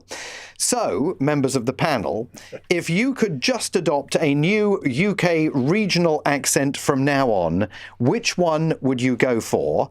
And you are absolutely at liberty to try it out here if you'd like, or not. Lara Bird has said that she lived in London for a few years and picked up a bit of an accent, which she says comes out a wee bit stronger when she's in England, and the Scottish accent comes up a wee bit stronger when she is back home. I have lived in Washington, D.C. for 34 years, and I don't think I've changed my accent at all. But if you could pick one regional accent, Charlotte Nichols, which one would it be? It would be a Scouse accent for me, because my older two sisters have Scouse accents and me and my little sister don't, and so no one ever believes that we're sisters. So I would like to speak like my dad and my sisters. Cindy, you? I think maybe a Cockney accent. Maybe I've watched too many Guy Ritchie films, but I'm not going to try one here. Oh, come on, you're not going to try it? No, I'm not going to try one here. Did you ever try it out? Did you try it out when you were at home? I'm not actually very good at deliberately trying out accents. I'm not going to offend anyone anymore. Simon? Well, I was an English-speaking Secretary of State for Wales, so I was coming under a lot of sort of scrutiny for a bad accent, even though I've lived in Wales all my working life. And so I got a friend of mine to teach me what I thought were 3 words which would get me in and out of any situation, which were Gwyncoch Mawr, which is large red wine in Welsh. And I thought that would suffice. Very, very common sense. Rachel Cunliffe. I'm going to dodge the question entirely because I can't do accents. I've never been able to, but my husband can, and he has Scottish ancestry while having the most London, received pronunciation English accent imaginable. But he can do a really good Perthshire accent, and I fancy him a bit more when he does, and he's listening tonight. Fantastic. Well, I can disclose that it's disappointing to me, although I love both of my sons, but they both speak with American accents. But what can you do? You adjust, right? Thank you all so much for being here this evening. It's been an absolute pleasure. Charlotte Nichols, Labour MP for Warrington North. Cindy Yu, contributing editor and columnist at The Times. Rachel Cunliffe, associate political editor at The New Statesman. And Lord Simon Hart, Conservative peer and former Cabinet Minister. Tomorrow's panel, we've got the Green Party peer and former leader Baroness Natalie Bennett, the Times newspaper's leader writer Sebastian Payne, former Corbyn advisor and Labour manifesto writer Andrew Fisher, plus the Conservative peer and former Tory leader in the House of Lords Baroness Tina Stowell. So join us for another edition of Cross Question tomorrow evening. Very much looking forward to that. Thanks to all of you for being here. Into our final hour together this evening, and I hope you are somewhere cool and comfortable on this hottest day that the nation has seen for 50 years. The Met Office has extended its red warning in parts of England and Wales. More than 1,000 schools were shut or closed early. Rail passengers were warned to avoid non-essential travel. It is a cauldron out there. Shouldn't we be doing something about it? Half a century after the first warnings were aired on this very radio station about climate change, and you'll hear them, it has to be obvious to all of us that we are on a trajectory where we are going to need air conditioning, differently designed buildings, more healthcare resources to cope with increasingly hot spells. Do you think this is an issue the government now needs to prioritise, or is it a flash in the meteorological pan? Give me a call and let me know what you think.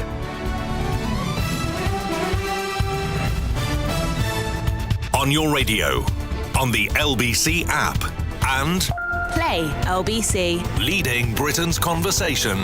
This is LBC.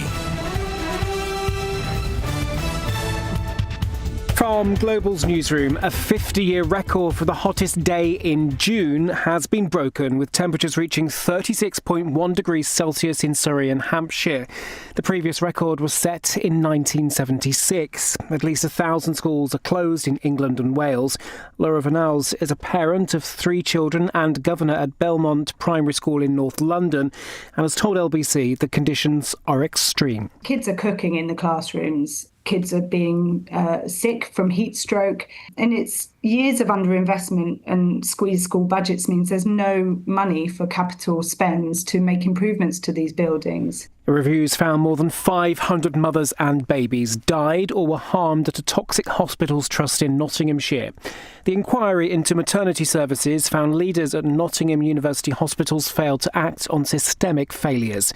It was led by former midwife Donna Ockenden. This report is about what happens when leadership fails, when governance fails, when a culture develops in which bullying is tolerated, concerns are suppressed, incidents are downgraded. The Trust's new leaders have apologised. A train driver killed in a crash in Bedfordshire passed a red signal just moments before the collision on Friday. 60-year-old Sean Burton died when the East Midlands Railway service he was driving hit a stationary train. LBC has learned that Kemi Badenoch has called on the head of the Met Police to stop noise protesters outside Downing Street. Sir Keir Starmer's resignation speech was interrupted by Beethoven's Ode to Joy.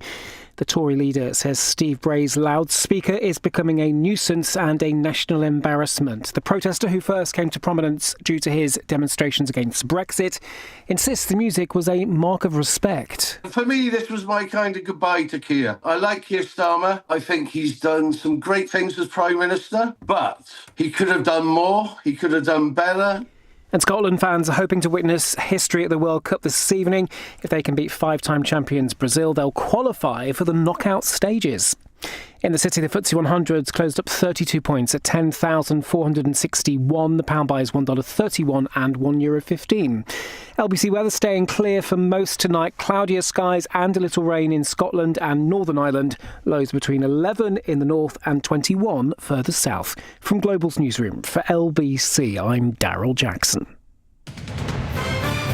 This is LBC from Global, leading Britain's conversation with Simon Marks.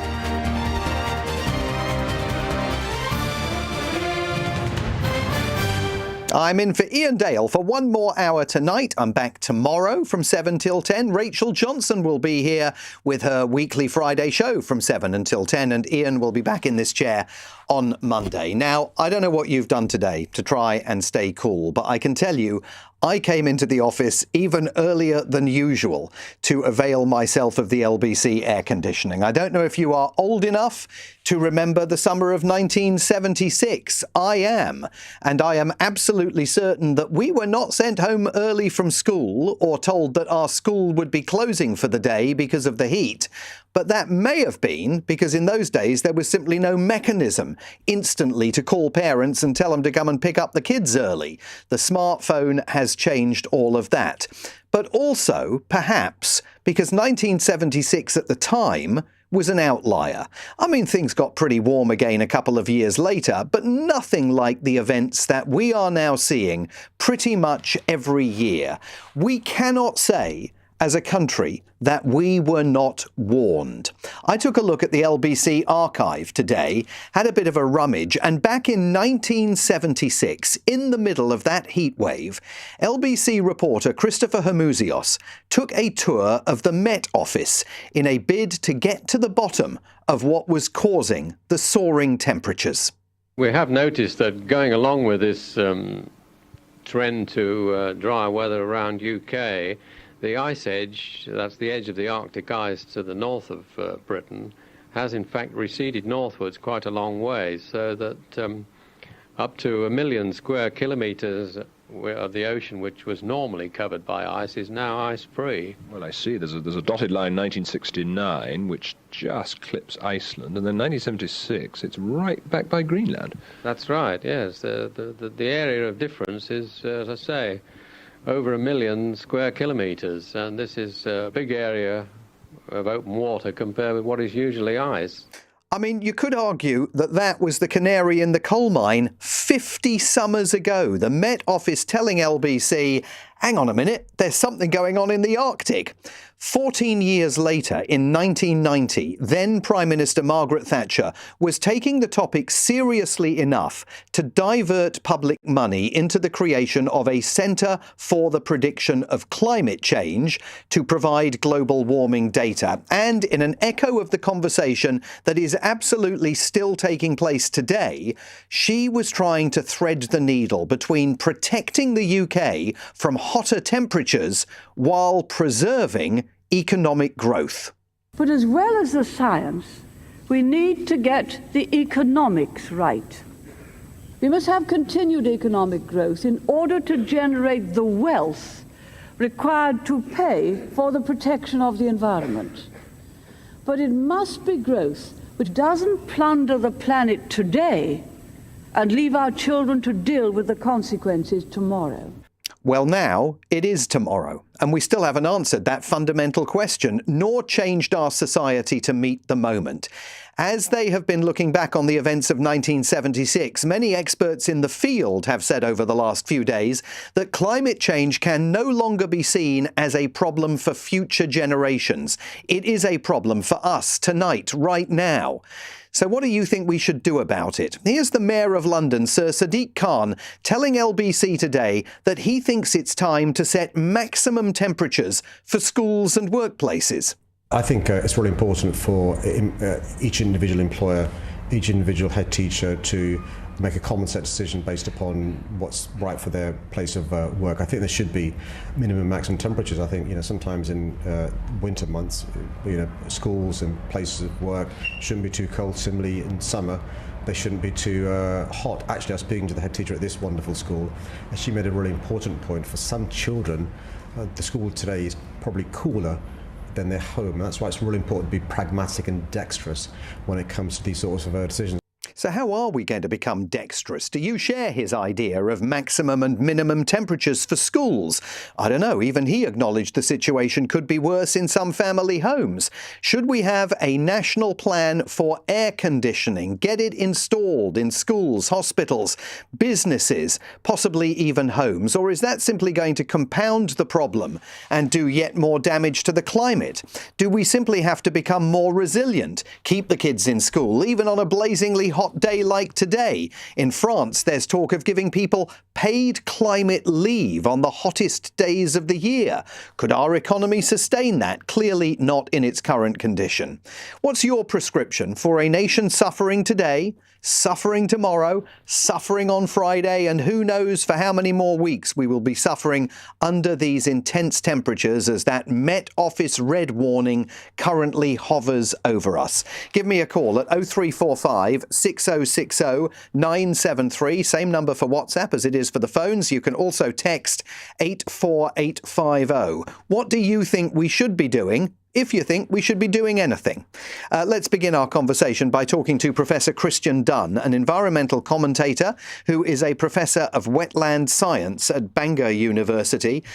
Professor Dunn, thank you so much for being on the programme tonight. Let me put the question to you that Sadiq Khan was basically asking earlier today. How are we, under these circumstances, going to become dexterous and engage rapidly in some of the changes that we haven't made over the course of the last 50 years since that last record-breaking heatwave back in 1976? Good evening to you.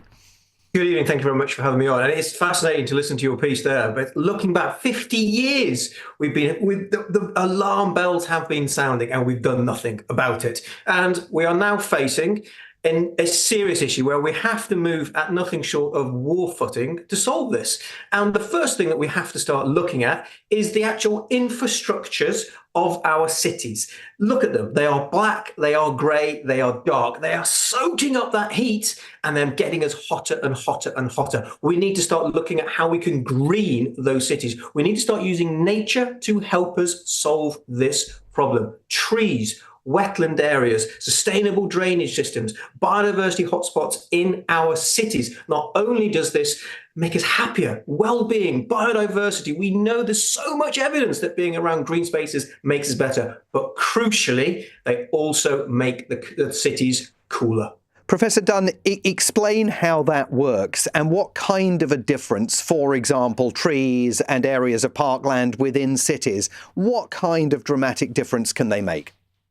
Give you a real classic example. You go and sit underneath a beer garden umbrella, and it's relatively cool in the summer. You've got a bit of shade, and obviously you've got a nice beer, so it's okay. You go and sit under a tree, though. How much cooler do you feel? And that is because of evapotranspiration, the whole process of trees taking up water from the roots and then releasing it from the leaves. It's a little bit like sweating, but that whole process cools the air. It's not just acting as shade like an umbrella will do, it's cooling the air. You can feel it when you just go and sit under a tree in this sort of hot temperatures. That is what our cities desperately need. We also need areas of water in our cities, open water in our cities that soaks up the heat and then releases it kind of more slowly and cools it down during the night time as well. It's kind of like heat batteries, but kind of almost in reverse.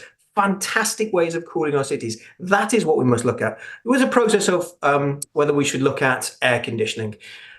Yes, we should be looking at air conditioning in certain buildings. However, we don't have the kind of the building structure, say, they do in America with the kind of the duct system already kind of inbuilt. So retrofitting air conditioning in many of our homes is not really feasible, and it's going to be very expensive. Plus, in the UK, we have a very serious issue that we do not have cheap energy. So if we have an air conditioning, it's probably going to be too expensive for most of us to run. It's like having to put your radiators on, your heating on in winter, but now in the summer as well, it's going to be too expensive for some people, for most people.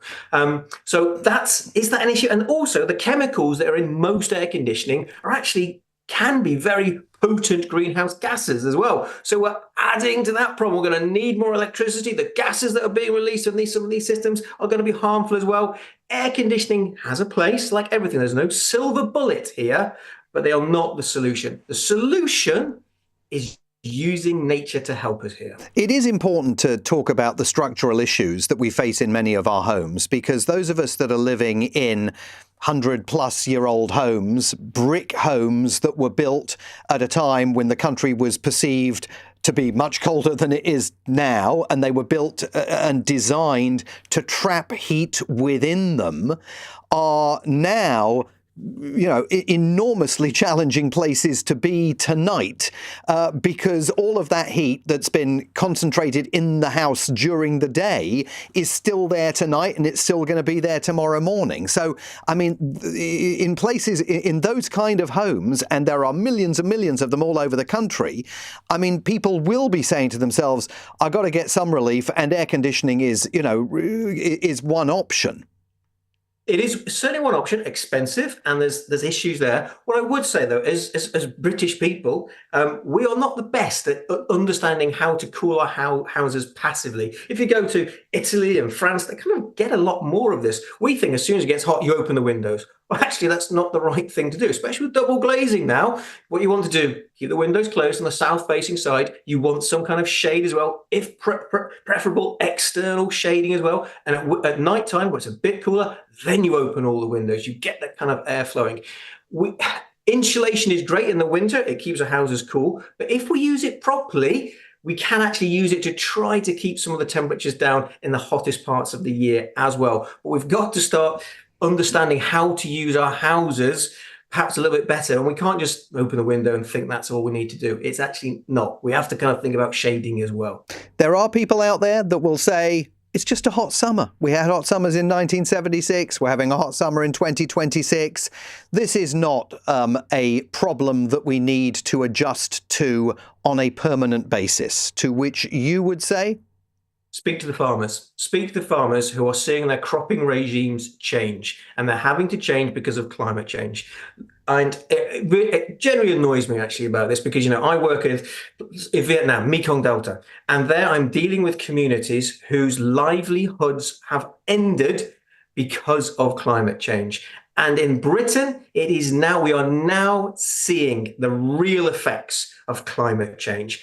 And it's going to continue. We don't know what the full consequences are. It might be wetter at certain times. We might have more extreme weather, more extreme heat, more flooding, more drought. But all of these problems are going to be magnified because we have not used our landscapes in a way which can help mitigate the effects of a changing climate. We have to cut emissions. We have to do that, but we must also accept the climate is changing, and we must use what tools we have to mitigate and adapt to a changing climate. Professor Dunn, I'm very grateful to you for joining us on the programme tonight. Thanks so much for bringing your expertise to LBC. Professor Christian Dunn, environmental commentator and a professor of wetland science at Bangor University.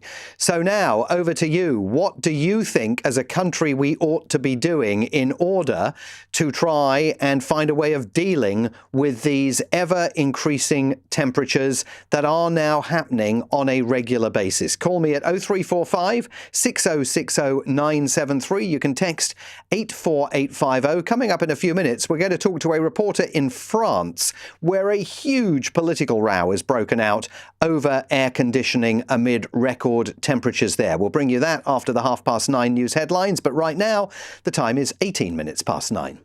This is LBC.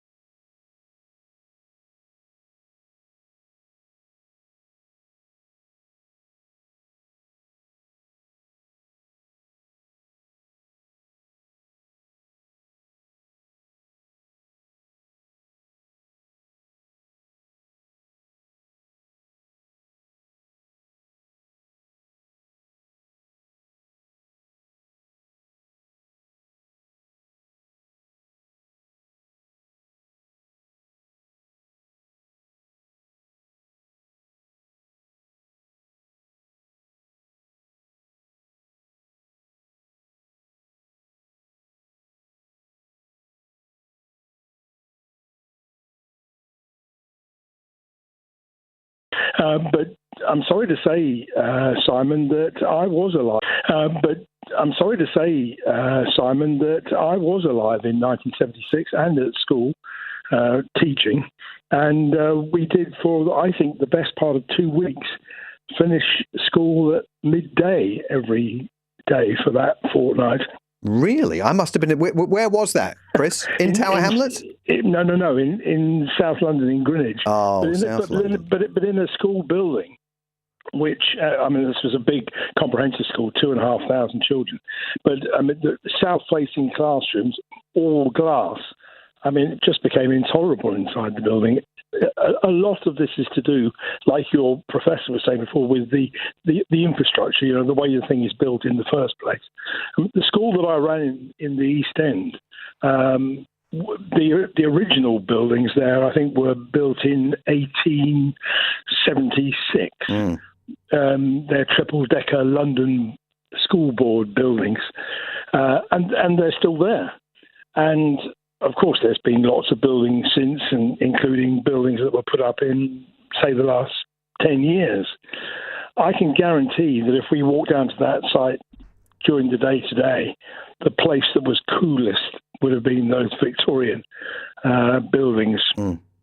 So what do you think ought to happen? Do you want to see air conditioning in schools? What do you think of Sadiq Khan's suggestion today that you have a series of minimum and maximum temperatures at which schools are able to operate? Well, following on from what your professor was saying and what I'm saying about, these buildings that were built 150 years ago being cooler than the ones built today. Right. We need to talk to architects very seriously about what it is that can be done without using air conditioning.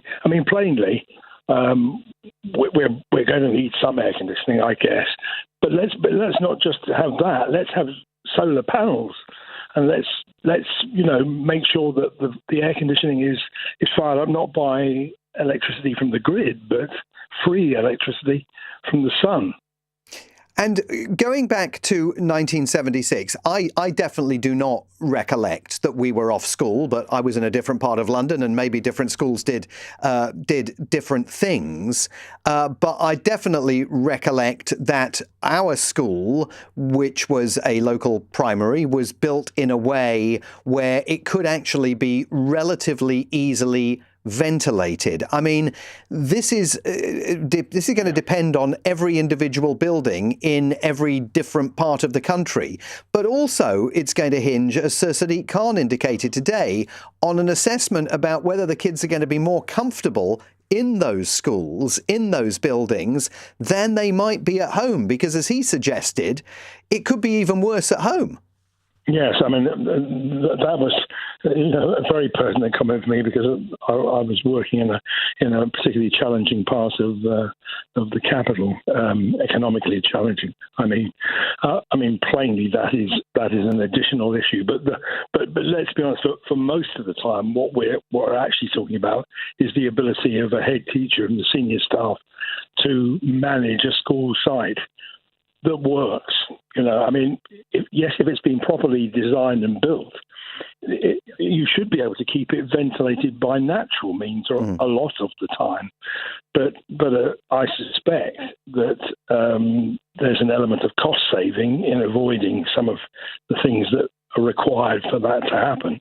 Well, we're going to have to spend money now. There's no question about it. Chris, thank you very much indeed for calling in and sharing your expertise from Tower Hamlets. Let's go to Mike, who's on the phone from Thamesworth. Good evening, Mike.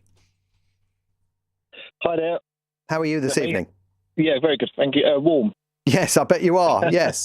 I'm in air-conditioned glory at the moment, but I shall be leaving it right after 10 o'clock, so I will be experiencing it for myself. Yeah. But tell me your views about all of this.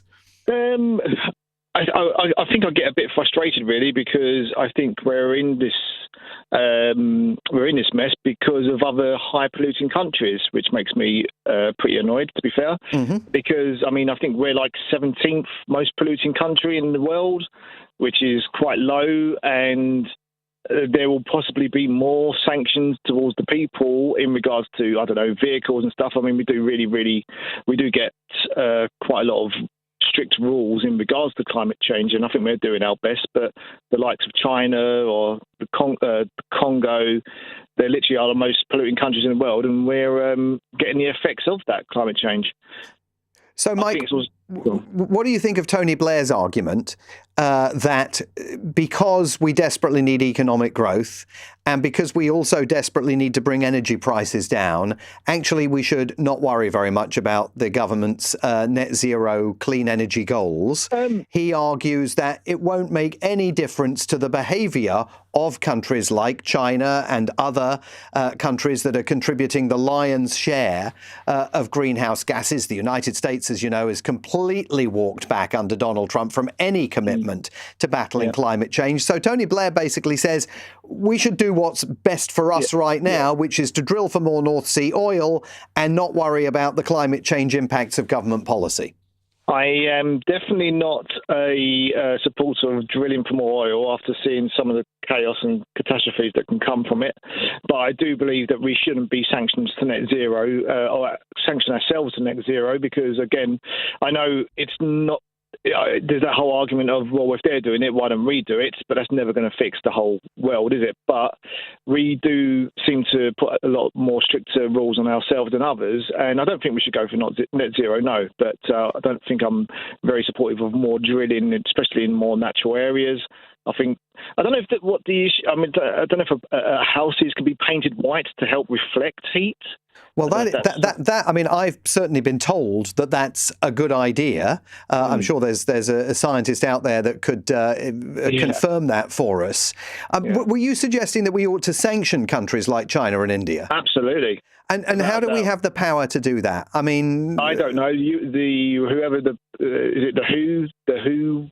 Is it WHO? Yeah. Well, through the World Health Organization. Yes. So you're talking about multilateral global sanctions against them, not Britain sticking a fork in the ground and saying, Xi Jinping, we're going to sanction you, listen to us, because he never will. Our own problems first as well. So I think we need a collective, definitely. And also, there's also the animals. I feel sorry for the animals, like the wild animals, like pigeons and foxes. And I don't know if they can implement some kind of little water fountain grill things that animals in the wild can drink from, because I think it's pretty brutal for them when they're going at least about 2 weeks without a bit of rain, which is something to think about. I know we're suffering as well, but I think we've also got our animals that we need to look after. And let me ask you finally, Mike, about another idea that's been floated in France. We're going to talk to a reporter in Paris in just a moment. There's an idea being floated, and you could argue in many ways that it's the most French idea you've ever heard, of coming up with a government payout for climate leave, that once the temperature hits a certain number, you'd be able to take a couple of days off, 3, 4, 5, 6 days off, get climate leave on those days that you would not be going to work because of the temperature.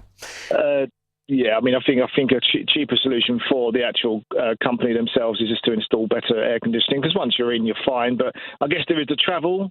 But no, it's a difficult one. I don't think it's ever going to be that hot where you literally can't move outside. I know there is sometimes a harsh 45-minute journey, but once you're indoors in the aircon, if you are in the aircon inside, but that's the question, isn't it? If you are in the aircon, I've been very lucky today being here at LBC, which is joyously air conditioned. Mike, thank you very much indeed for the call. While we've been on air, I've actually had an email from my London borough telling me that refuse collection tomorrow is going to begin at 4 a.m, which is a prudent move, because then they can get it all done early before the heat of the day really begins. Richard's texted in to say, I lived in Spain for 10 years as a kid. I think we're going to have to be more Mediterranean in what we eat and the way we live, like children finishing school early, not having half terms and having the summer months off school like they do in Spain. He says most Spaniards take the whole of August off as it's just too hot to work, and working hours from 7 a.m. until 2 in the afternoon, and then you take a siesta.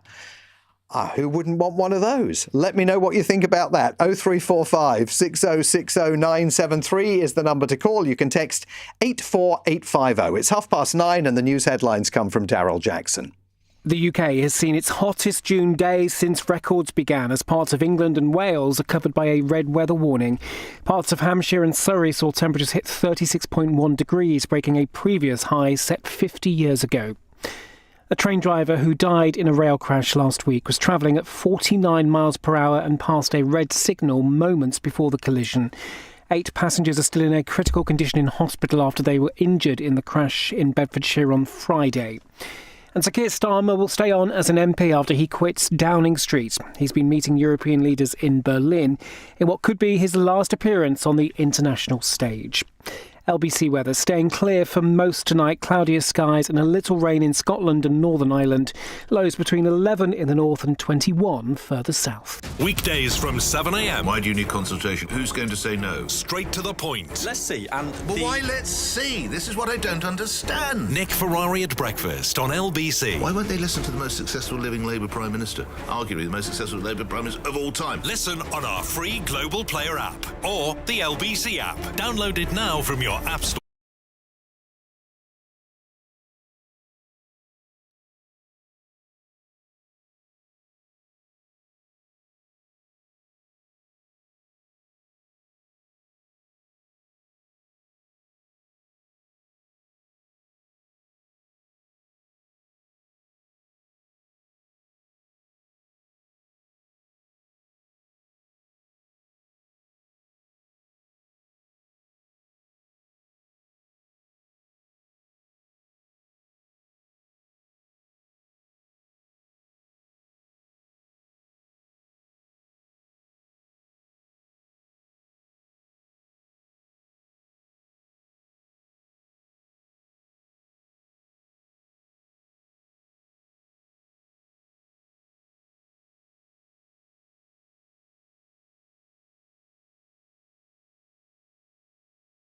The temperatures that we are all experiencing this week. More of your calls on that. The temperatures that we are all experiencing this week. More of your calls on that to come. But in connected news, I wanted to take a look at what has been going on in France. As you know, record temperatures there as well. Nearly 70,000 homes in western France have been without power today as the country notched up its hottest temperatures on record. But all of this has sparked a really interesting political row over air conditioning, whether it's now needed and needs to become part of the French family and business furniture. And if it does, who's going to pay for it? Earlier, I spoke to LBC's Paris-based reporter Ross Cullen, and I asked him first what the general picture is with regard to aircon across France, because there is more of it there than we've got here, but still not that much of it. There certainly is air conditioning. It's not a country that has no air conditioning. What we have seen, though, in the last 24 hours, Simon, is a rush to the stores, to the home department stores, because it does seem that more French are now coming around to the idea that they need to have portable air conditioning units.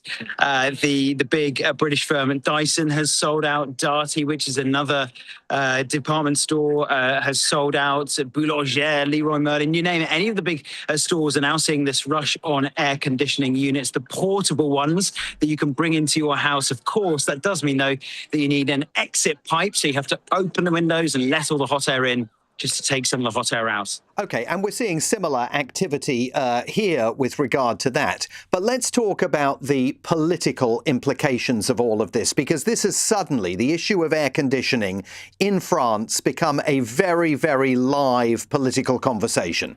You could say that Emmanuel Macron is having the political heat put on him, Simon, if you'll just forgive me that one, because in 2023, he unveiled his plan to refurbish the heating systems of 40,000 schools in France. That will be a campaign promise that he is going to miss by a mile, leaving office just in the spring. They're nowhere near having completed that target. And we are seeing opposition parties of all colours, from the hard right to the Greens on the left, calling for a massive overhaul of the overall policy of how to deal with heat waves, not just air conditioning, but other policies as well. But we are seeing, especially on AC, a call for care homes and schools to have an accelerated policy of introduction as soon as possible. And so what has the hard right been saying? Because it's interesting, given that they are not particularly sort of focused on the battle against climate change. They're not, these are not net zero warriors on the right wing in France. What are they saying that they would do, and how has Macron and his government responded to that? The whole thing with electricity in France is that, yes, if we were to have hundreds of thousands of people in each of the major French cities suddenly having an air conditioning unit out on their balcony or outside their window, it's going to add hot air into the atmosphere. But that electricity use for AC units in France is going to come from a very low carbon technology. Nuclear power provides so much of France's electricity, often a net exporter of electricity, and nuclear power is something that cannot be touched by any government of any colour. So if the hard right were to come into power next year, potentially with Jordan Bardella, the president, or Marine Le Pen, the party leader in parliament, take the presidency, or maybe through a majority in parliament, they would happily be able to use air conditioning, knowing that they will be able to bring in a policy that would be relying on nuclear power, especially. So we are seeing many different governments in Europe, from Spain with solar through to Albania with hydro, or France with nuclear, being able to rely on low carbon or renewable energy for their energy expenses. And we have seen, though, just the Greens to the hard right using this as a chance to say to the government, you've missed your target, you've missed your policy promise, and what are we going to do about it? Because your only answer right now is to close thousands of schools. But I see on the left of French politics, you've got Jean-Luc Mélenchon saying installing air conditioning everywhere would only mean increasing the damage caused by climate change. So this is going to be a real political polarised debate.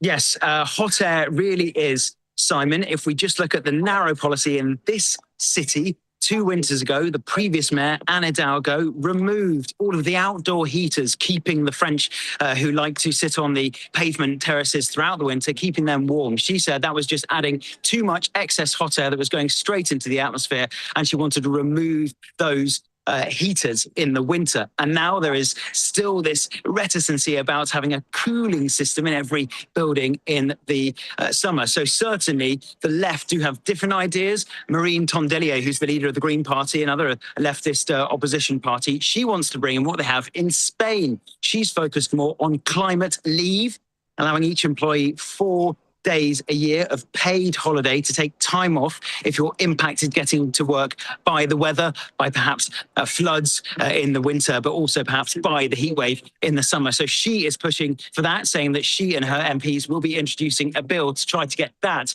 pushed through Parliament. So this is going to be a live election issue there. Absolutely. Now, we don't get going for presidential elections quite as early as the United States. It'll probably be about 6 months out. So April, if we backdate it to around October this year, when things will really start ramping up. But already we know that Emmanuel Macron is well into his final 12 months in office. Very hard to bring in new policies. Everything that he does will be for the last time. His final G7 summit. The 14th of July will be his final Bastille Day. So we are already seeing this issue become an election issue throughout the summer. And then we will see if it carries on into the winter when we do get the final party manifestos and the pressure really increases ahead of the presidential election in April. LBC's Ross Cullen in Paris talking to me earlier today. You've got to wonder if the politics of air conditioning is going to exhibit itself here in the UK before long. The iPaper is reporting tonight that a maximum workplace temperature and mandatory air conditioning for some schools and hospitals could be introduced in the UK in the future as the country adapts to extreme heat. The Climate Minister, Katie White, has said the government is looking closely at options to improve the nation's resilience to hot weather. How do you feel about a maximum workplace temperature and mandatory air conditioning for some schools and hospitals? Call me at 0345 6060 973, which is what Miles has done in Croydon this evening. Miles, good evening to you. Hello there, good evening. It's cooling down a little bit. I'm glad to hear it. Yes. I shall be out there in 20 minutes. But tell me what your view is about what we can be doing to deal with the hotter temperatures that we've been dealing with throughout the whole day. Yeah, I mean, I think we have to realise, we may well need air conditioning in schools and in homes, but there is a clear strategy for the world to mitigate against more extreme climate change, and this is what we've experienced in this week in the UK is nothing like what other parts of the world are experiencing, and is nothing like what we'll have to experience in the future. But we have big political parties. We've got Conservatives and Reform here, net stupid zero, drill baby drill. We've got Trump in America, drill, drill, drill, and he's even spending money to stop wind turbines being turned on. Yes, just in the last week, right? He's bought out a whole load of contracts and forced them to engage in ground-based drilling and fossil fuel projects, right? Yeah. So this is the fossil fuel industry desperately trying to stop mankind solving this problem because it makes them money. And they've got, Conservatives and Reform, and they've got Trump over in America desperately trying to derail any progress the world makes. And we keep talking about China. China's emissions per head is very similar to the UK's. They are a big emitter, but they're a very big economy, and they make a huge amount of products and services, products that people buy all around the world. But they're also, by far, the biggest installer and developer of renewable energy. They installed more renewable energy than the rest of the world put together. So this idea that we just have to keep saying we're not material enough to make a difference, well, we actually are, because we have similar emissions to the average around the world, and certainly in China. And we have made some progress, but there are big parties in this country threatening to try and derail any progress on renewables, saying they'll cancel contracts. They don't want solar. They don't want wind. They just want to keep drilling for more and more fossil fuels. If people cannot see the damage that those parties, the Conservatives and Reform, will try and do to help mankind solve this problem, come on, we've got to wake up. And your previous caller mentioned very clearly, the impact it's having today on agriculture, and that's a massive problem. If in your garden, if your flowers or your vegetables fail because of extreme weather or whatever, it's an inconvenience. But you imagine if you're trying to run a business growing crops and your crops fail in this country and around the world, we've got to eat. But Miles, what would you do? I can hear what you wouldn't do, but what would you want to see the government or private enterprise doing in order to try and remediate the impacts of this? Well, clearly we have to make huge progress on decarbonising our economy, and there's really all the technology is there. We've just got to do it. But bear in mind, if you're building houses today in the 2020s, if you're building schools, offices, government buildings, if they are not fit for purpose for the next 50 years, then you should not be paid for those buildings. There are people buying brand new houses today that are not fit for this extreme weather that we know is coming. In fact, it's here already, and it's going to get worse. The scientists have been telling us for decades. So if we're buying houses, or if we're having houses built, the government's allowing houses to be built that are not fit for the next 30, 40, 50 years, well, how are those companies actually allowed to sell them? I think that's absolutely right, Miles. I mean, you've got to be building for the next 100, 150 years, because those people here who are living in homes that were built 100, 150 years ago are going home tonight to brick homes with heat trapped in it, because the homes were designed to trap heat in and keep people warm, particularly in colder eras and in the winter months. Miles, thanks very much indeed for calling in. Miles makes a very important point, by the way, about wind power in China. If you've heard President Trump talk once about windmills, you've heard him talk 100 times about windmills. He always claims publicly that the Chinese build windmills to sell to the rest of the world, but don't use them themselves. It's completely untrue. There is more wind power in China today than in any other country anywhere else on the planet. More of your calls on this to come. 0345 6060 973. You can text 84850. It's 9:45. Coming up at 10 on LBC, Henry Riley. Workers are taking part in a union-backed heat strike after the hottest ever June record. Is it now time for a maximum work temperature? And have you ever changed your accent? Henry Riley at 10. Listen on our free Global Player app or the LBC app.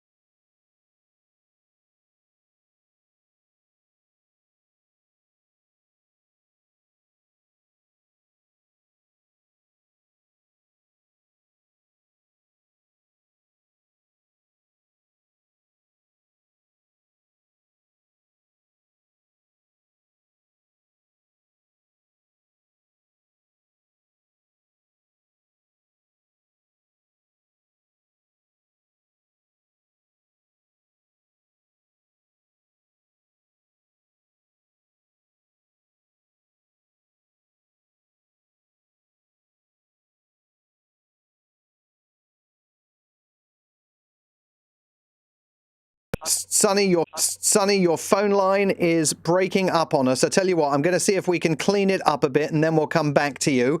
But let's, in the meantime, go to Brent in Derby. Brent, good evening to you. Hello, my friend. Like yourself, I've lived in the States, and I think they deal with this a lot better, don't they, in the summer? But their air conditioning units are running and they have blackouts, don't they? So I don't know if air conditioning is the issue. Certainly educating kids.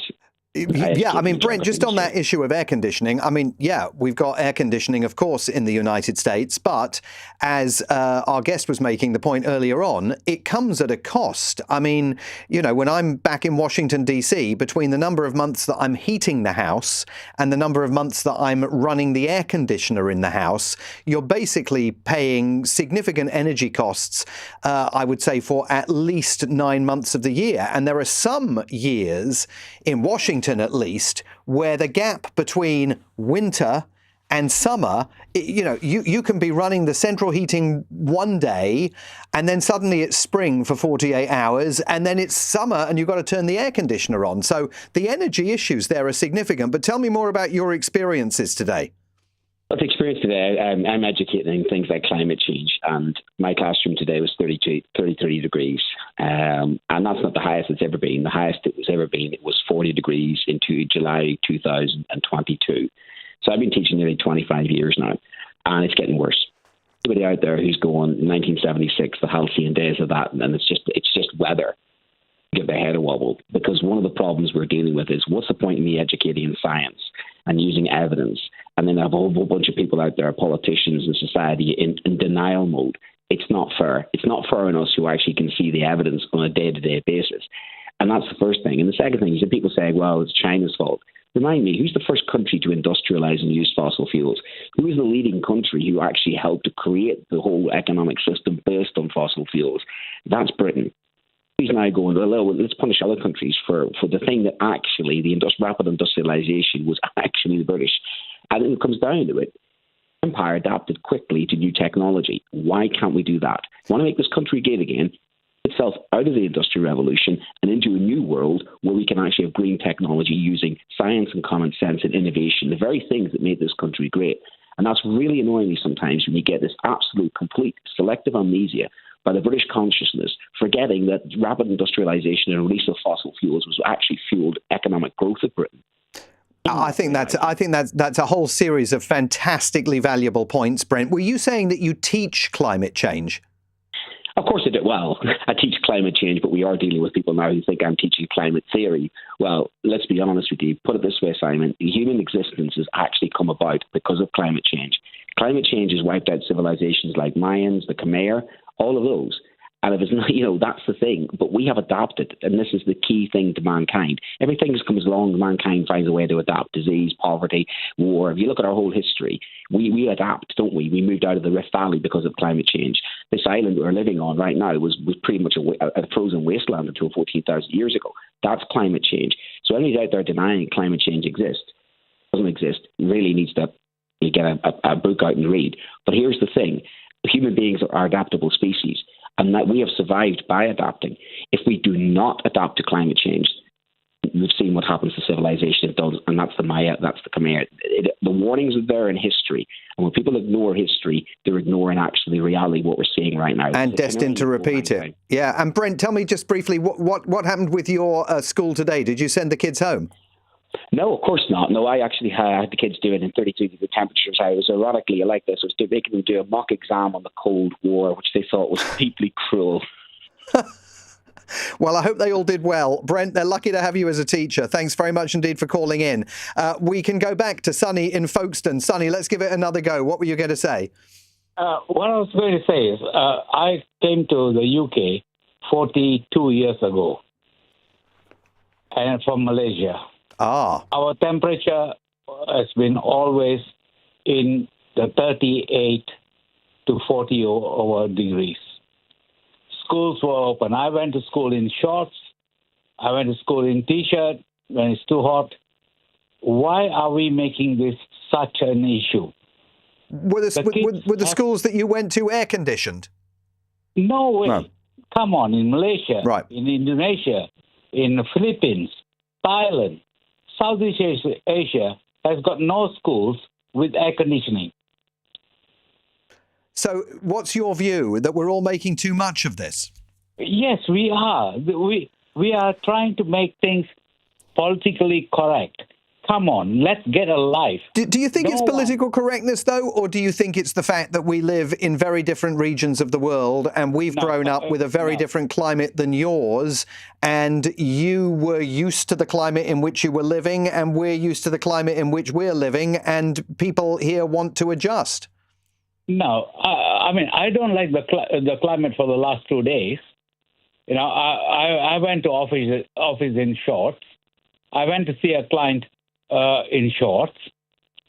We have to adapt and move on. Let's not ask for air conditioning and this and that for schools. Take the children out of school. Where are the parents going to put? Who is going to pay for this? The government. Then you're saying, oh no, the welfare bill is too high. Come on, let's get a life. I think there'll be lots of people out there that agree with you, Sonny. I mean, I think that you make a good point about where are the kids going to go if you take them out of school. So Sadiq Khan was suggesting today that's a really complicated calculation, because you don't know if they might be hotter at home and less comfortable at home and in more risk at home than they might be in the schools.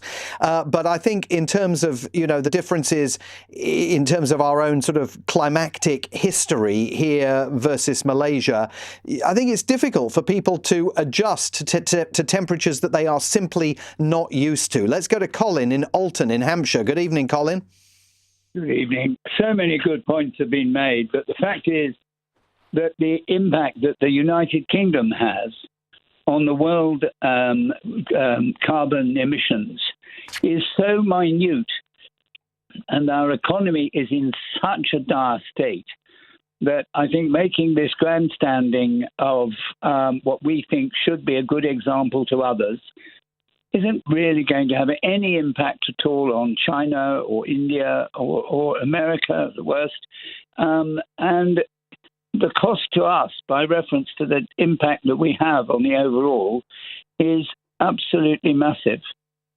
So what I think we should do about it is actually get our own economy sorted out and assist other people to do things rather than trying to make an example, which nobody's frankly watching and which is costing us fortunes.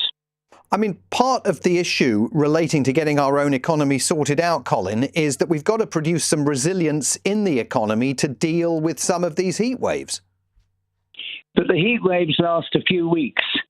I mean, I live a lot of my life in Spain since I retired some time ago, and what we've had, okay, it's a little bit above.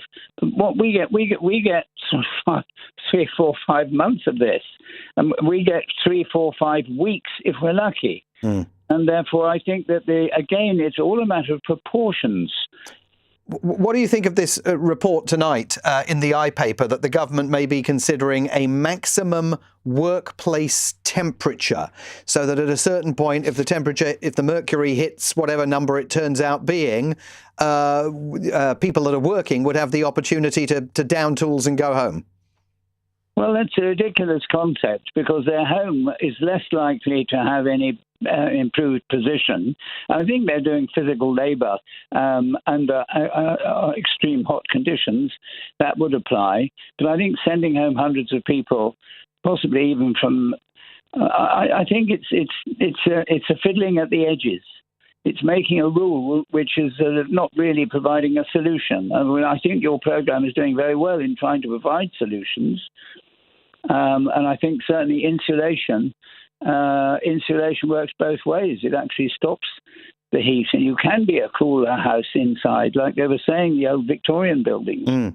Yeah, absolutely. Colin, thanks so much for contributing to the programme. Great to hear from you. And let's finish tonight with Grace in Ealing. Good evening, Grace. How are you?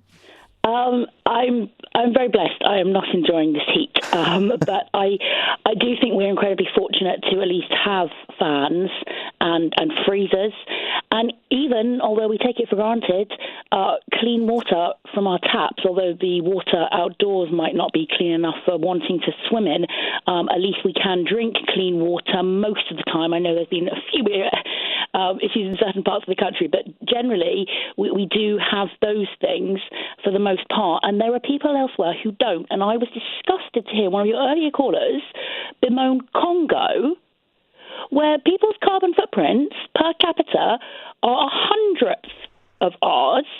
So it's not the Congo that's to blame for global warming, and we really should be concerned about people elsewhere in our world who are facing the ravages of this problem even more severely than we are, as much as it's really, really uncomfortable here for us. There are people who are experiencing far more severe consequences from the mess that our lifestyles have made. We've still got politicians here who talk about how important it is to make sure we can all fly off on holiday every year.